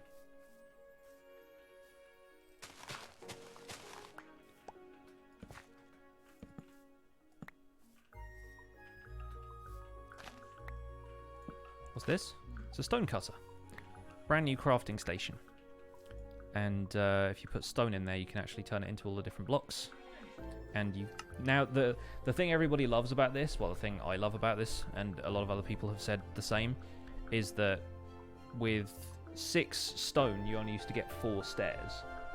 And now you can have like a one-to-one translation. So if you put one stone in there, you can still make one stair out of it. And then you also don't have to cope with just having like 4 stairs at a time. You only wanted 1, you've still got 3 left over, and it takes up all your inventory space and stuff. You can condense it quite neatly with the stone cutter. Cool. There's also a lot of different like walls and slabs and stairs for materials that just didn't have them before, which is making a lot of people very happy. What I'm going to do is maybe place a little more stone around here. Make these little kind of vague work sites. And then have some smooth stone, if not slabs, then maybe full blocks in there as well. Are you going to be going for a little while? Probably until 7, like another half hour. Okay, I was going to say, should I put kettle on or anything like that? Oh yeah, put the kettle on, definitely. Yeah? Yes. Okay. Tea. Mug. You would- Take the sorry. mug. Thank you. It's part of my brand. I have to have tea in that mug. Sorry. I love you. I still really wish you could... I can't do that anymore. Can't do that anymore. Gotta smelt it now. Keep forgetting. Although, oh, some of this definitely.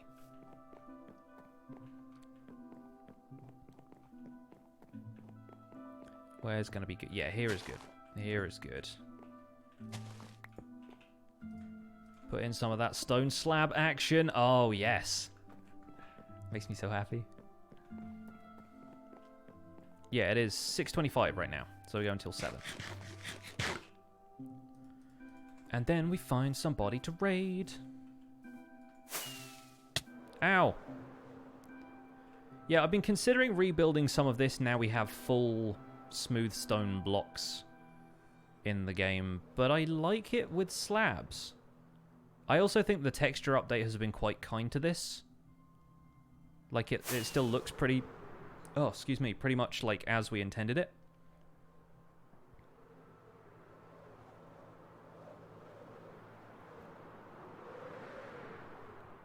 Whoop. Okay. Just rebounded off my garage door. There's the stuff. We may as well use the slabs because I've got more of those. And it's material economy and stuff. It'll make the builders happy. Swoosh!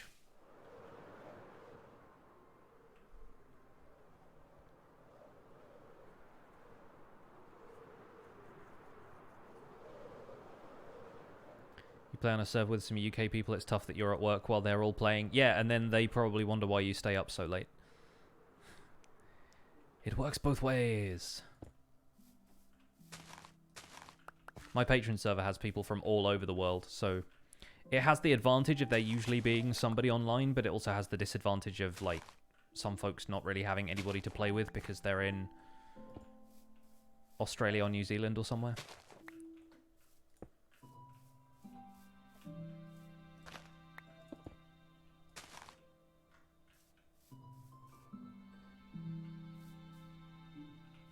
I think that one's a bit too much.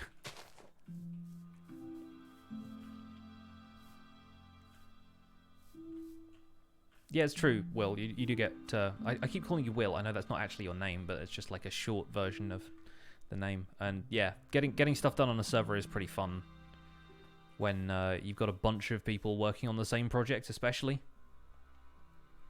What we're building right now, this is kind of... This feels like it's going to be like a work yard and shipping and receiving kind of area for the castle.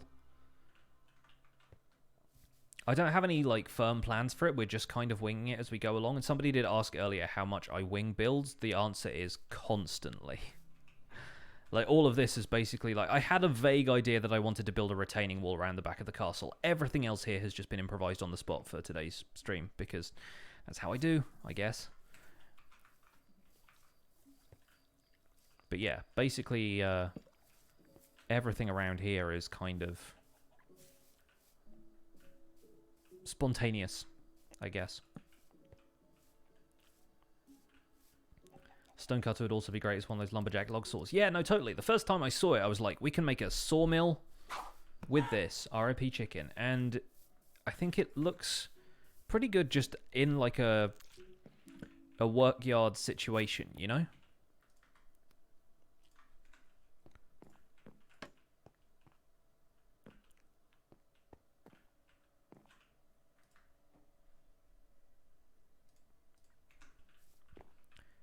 In fact, could we maybe put some stuff around here that was like offcuts of the wood somehow?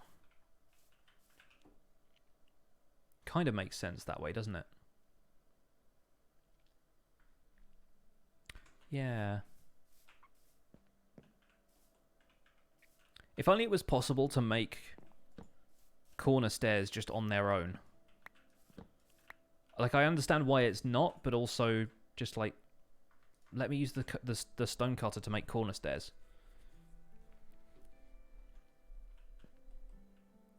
And yeah, the stone cutter will only place in... Oh no, it has two orientations. It can be sideways like that.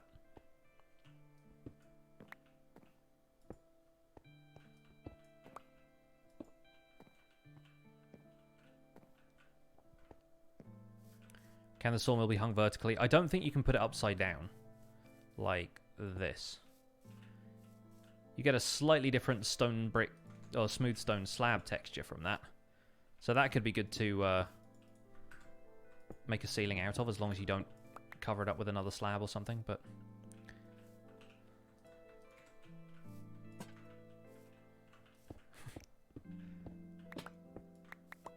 Yeah, some of these blocks make really good ceiling textures, but they're just expensive.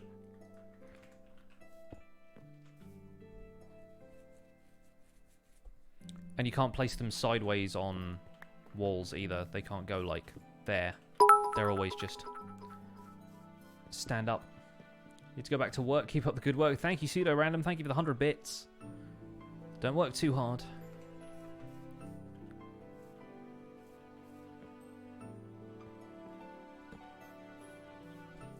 Yeah, I like having this little outdoor work area for somebody to do some complex angle grinding. Thank you. Cup of space tea for everybody on the stream. Oh, there it is. Being very invisible. Muggy, cheers. Boink. To us. To us. Made the ceiling of your nether base out of enchanting tables because it had a really cool obsidian texture.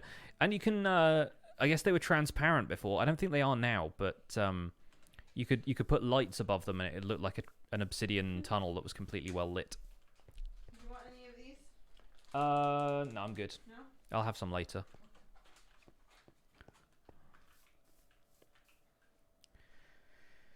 Now, having put all of that wood away, I think this tunnel needs wood again.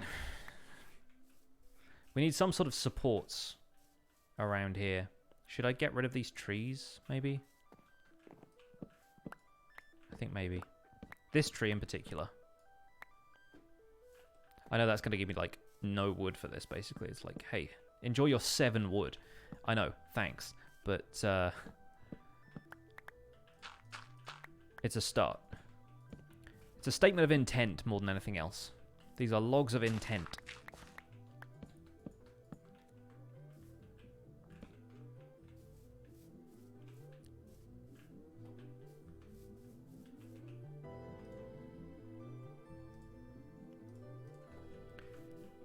Could you have a barrel in the middle of these as like a...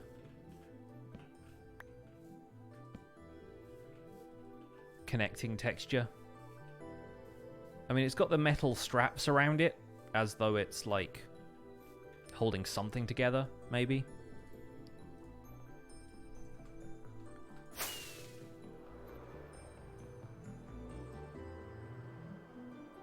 Will there ever be a survival guide for custom trees and terrain? There is already a guide to making custom oak trees. As for terraforming and stuff, probably at some point, but I don't know exactly what I want to terraform yet that I haven't just covered in a video on the way to doing something else. Like, I did a bit of terraforming of the area around the castle so we could build the castle on it, but that was mostly flattening whilst keeping stuff fairly natural. That's kind of what I'm doing the rest of the time.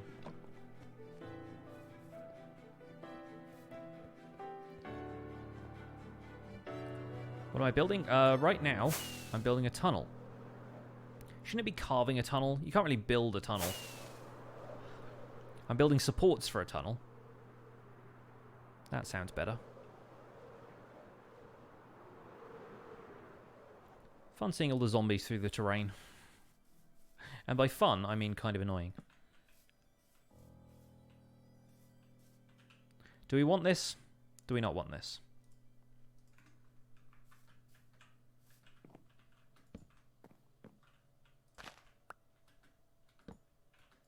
Do we want that? Kind of. Kind of want. Where is crafting table? I think I still have a couple of them in the shulker box. I'm glad that salmon is still alive. It settled down after the initial concerns for its well-being.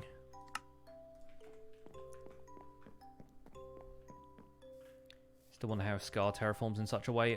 Lots of experience and a love for Disney parks has a great deal to do with it, I think.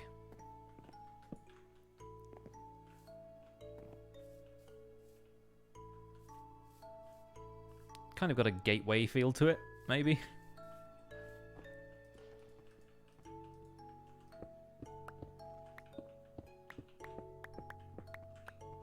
The rest of these we don't need to worry too much about if we're just going to do the same pattern.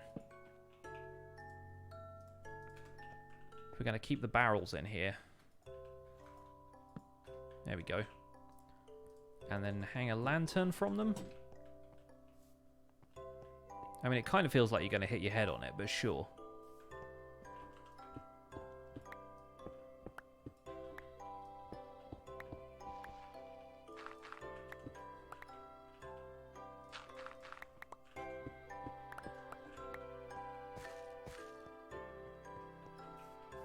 The other question is, do we want to widen this out so that the rest of this... So it's more like a... What would that be? Like 5 by 5, I guess? I think I do. I think I do want that.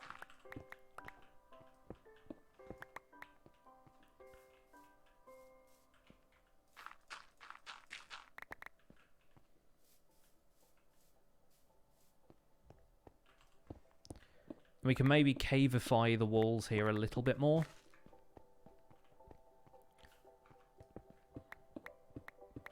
Putting in some stone stairs and slabs here and there. Make it a little case study in detailing stuff. Place that there. Build up the side of that a little more. Sure. Looks natural enough. Yeah, folks think it's better with the 5 by 5 space. I kind of agree. Maybe if we just do something like this over the top here.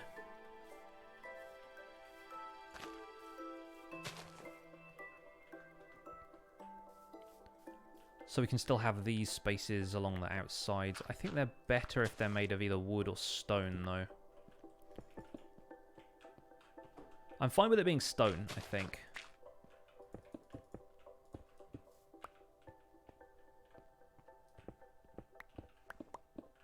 Because they could be wooden beams, they could just be more of the support structure in here, but I think that's okay with just the occasional props.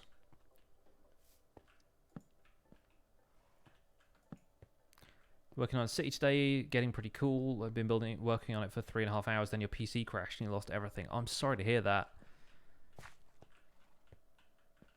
We get some respectful Fs in the chat. I feel like, yeah, that's a hard loss to take.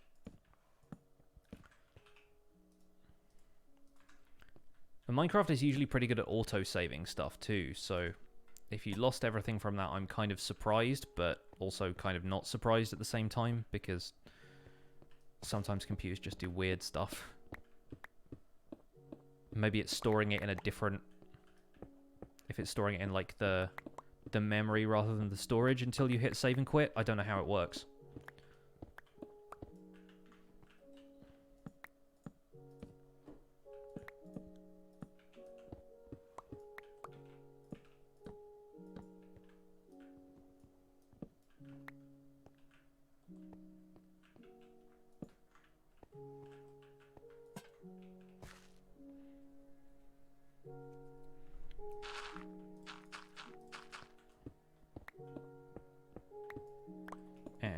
continue with the stone. Could maybe turn some of that into stone brick to make it look more deliberate. Perhaps. This feels like a mine with the lanterns. It feels like it should have mine carts running through here or something.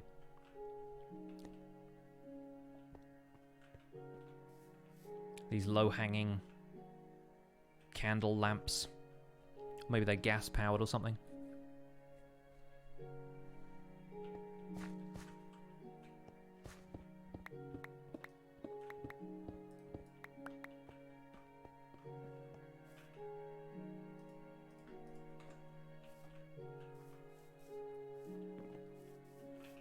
Chucking a few ore blocks in there would look quite nice.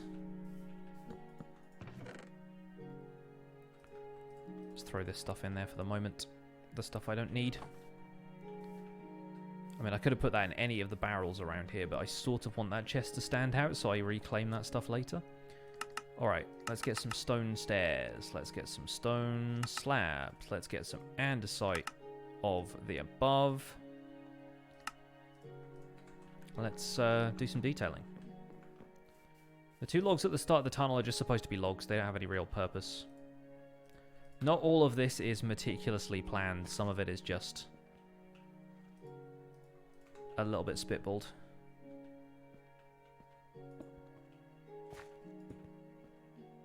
Could do something like that, maybe.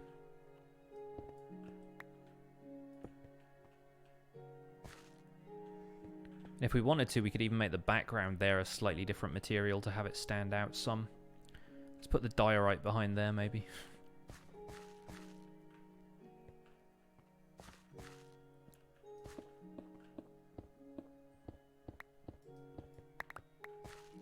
Yeah, I quite like the use of barrels as the connecting block there. That's definitely something I will do in future.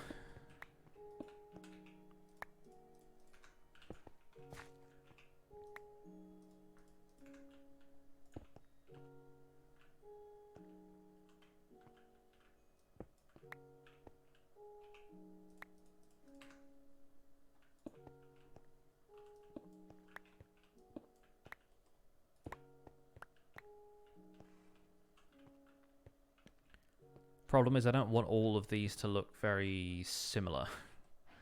I'm trying to figure out a way I can do that.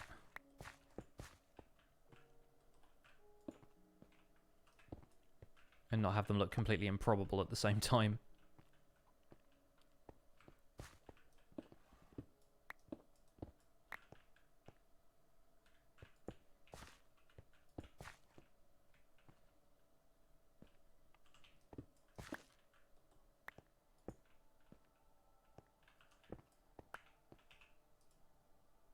I'll tell you one way to do it, actually.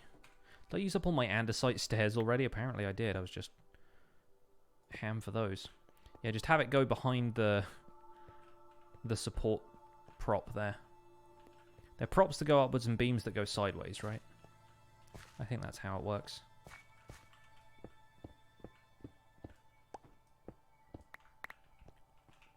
Can I make a war planning room at Founder's Forge? I could, but I don't know who they're at war with.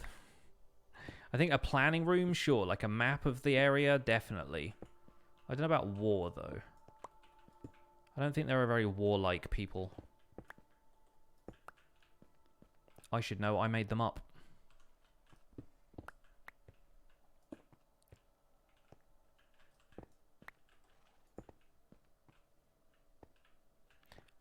Kind of looks like a squashed Space Invader.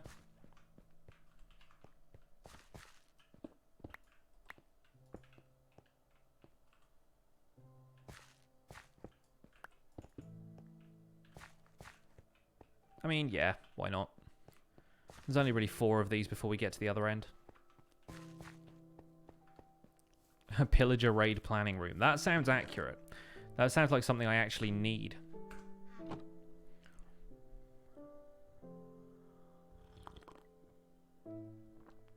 The raid planning room. We can take the torches off the floor now. I bet you the lanterns don't reach some of these. Yeah, that's 8 block light over there. I guarantee there's a 7 somewhere in here. All I'm saying is next time I come through here, I mean, there's a 7 there because we haven't put a lantern right at the entrance. Next time I come through here, there's going to be a creeper. It's going to blow stuff up, and I'm going to be mad.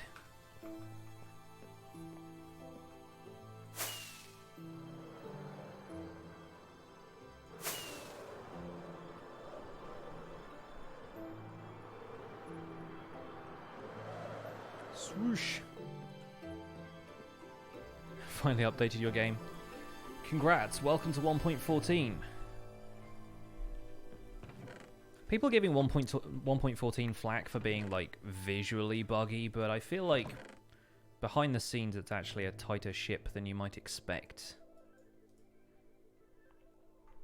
I think in terms of other bugs, this update is probably going to be fairly on the level. I mean, obviously there's still problems with mob spawning and stuff like that, so it's not like, it's not going to be perfect, but I think it's probably okay. For now,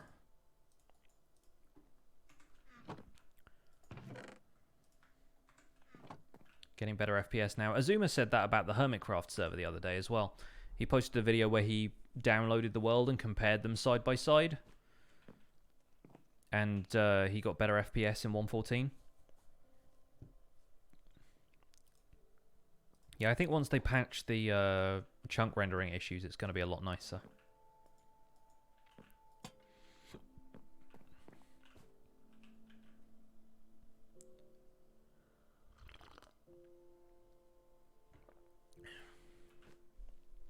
Do I think Bedrock and Java Edition should become the exact same game? I mean, yes and no. It depends who has to make concessions towards which other version's feature set. Like, I love the fact that you can use the offhand for a whole bunch of stuff in Java Edition. I don't like how limited it is in Bedrock. And so if they decided to basically make all of the offhand mechanics like Bedrock Edition, I would not be happy about that. I mainly use it for a shield, but there are other times in which it's very effective to be able to place blocks with the offhand, like when you're making large quantities of concrete. Yeah, Logical Geek Boy has it right. As long as Bedrock becomes like Java. That's my opinion on it, but obviously I'm a Java player, and so I feel like Bedrock players may have a different opinion. I think the problems a lot of Java players have with Bedrock are to do with, like, some stuff just not being consistent, like the redstone mechanics. For me, it's not even the quasi-connectivity stuff, it's what Mumbo demonstrated in that video he made a little while ago, where if you have two pistons facing into the same block, powered by the same circuit, and there's no delay, it just randomly chooses which one of them pushes instead of being at all consistent. And that's what a lot of Java Redstone kind of relies on, is making sure that it can be consistent in the slightest.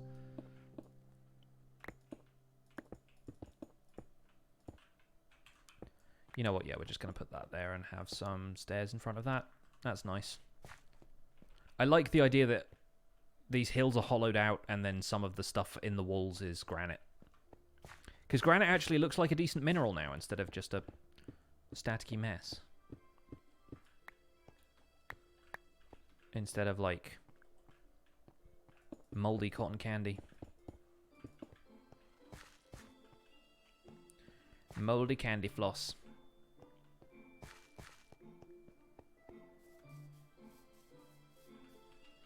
New iron farms update on YouTube gives you 3 stacks per hour. I'm sure, yeah, there's people who've made iron farms that give you like 6,200 iron per hour. It also completely, like, it runs like absolute garbage in a void world. So good luck building that on a server.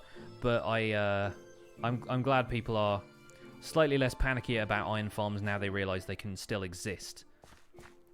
I feel like it's a shame they don't scale in the same way that they do in earlier updates, and how stuff like the Iron Titan, Iron Phoenix, or whatever was all possible before based on just the sheer scale of stuff and some quite clever mechanics, and now the way you scale is you just add more villagers and beds. When will my version of the Iron Farm be out? I don't know. I'm not in a hurry to update it, because I feel like everybody everybody in the technical community is going to produce much better videos about that than I will be able to over the next little while, and then at that point I'll just let them do their thing. People are like going to be better placed listening to them anyway, and then I'll update mine eventually. One of the things I want to do next week, I mentioned this earlier in the stream by the way, one of the things I want to do next week is work on a project where we more or less create a village from scratch, and so I might go into the new iron golem spawning mechanics as part of that, because I imagine iron golems will start to spawn as soon as I make a village of my own. Because if you're making it from scratch, curing zombie villagers and whatnot, then eventually like they're going to realize they don't have an iron golem and they're going to want to do something about that.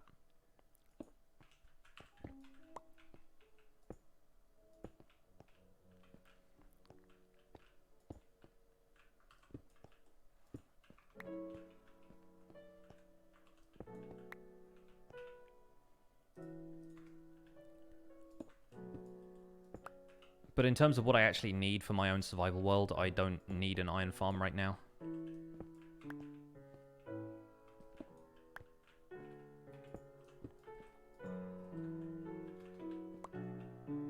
Blasphemy, I know, but...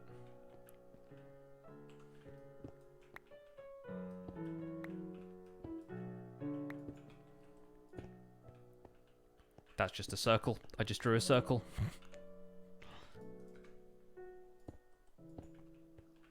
Let's do something like that instead, maybe. Dev just sent out a tweet that they're working on the issues. Yeah, we knew that already. Appreciate the update, Panqua. Don't get me wrong, but yeah, like if anyone's been paying attention to that bug on the bug tracker, I mean, Python found it during our podcast recording the other day and was like, "Oh, it looks like they're working on it. It says it's been fixed."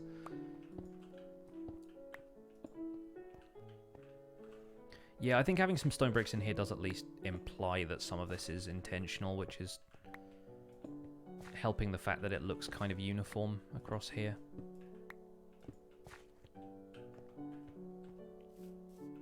I mean, it ain't the best and brightest tunnel. Especially this bit. But I think it's organised enough and reasonable. Good for a first attempt.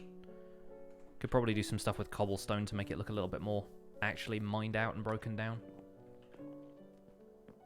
The barrels are very pretty.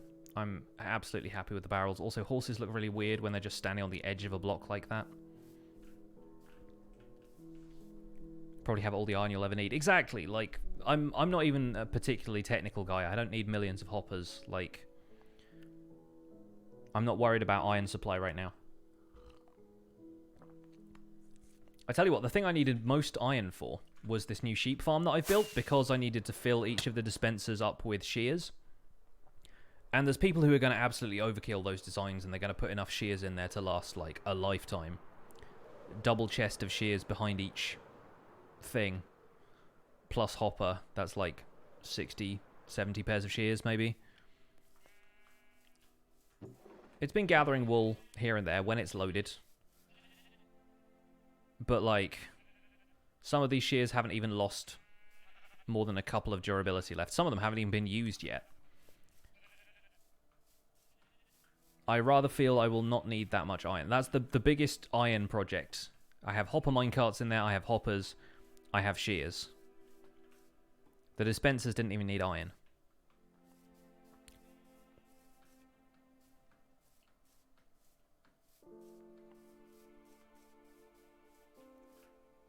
.14 should be called the Lantern update. It basically is for me. I'll absolutely call this the Lantern update. Speaking of which, should probably light this up something like so. Good. Alright folks, I reckon we're going to call the stream there. It's nearly 7 o'clock, nearly time for me to get going, and a perfect time to drop a raid on somebody while we got this many people here. Thank you so much for turning up to today's stream.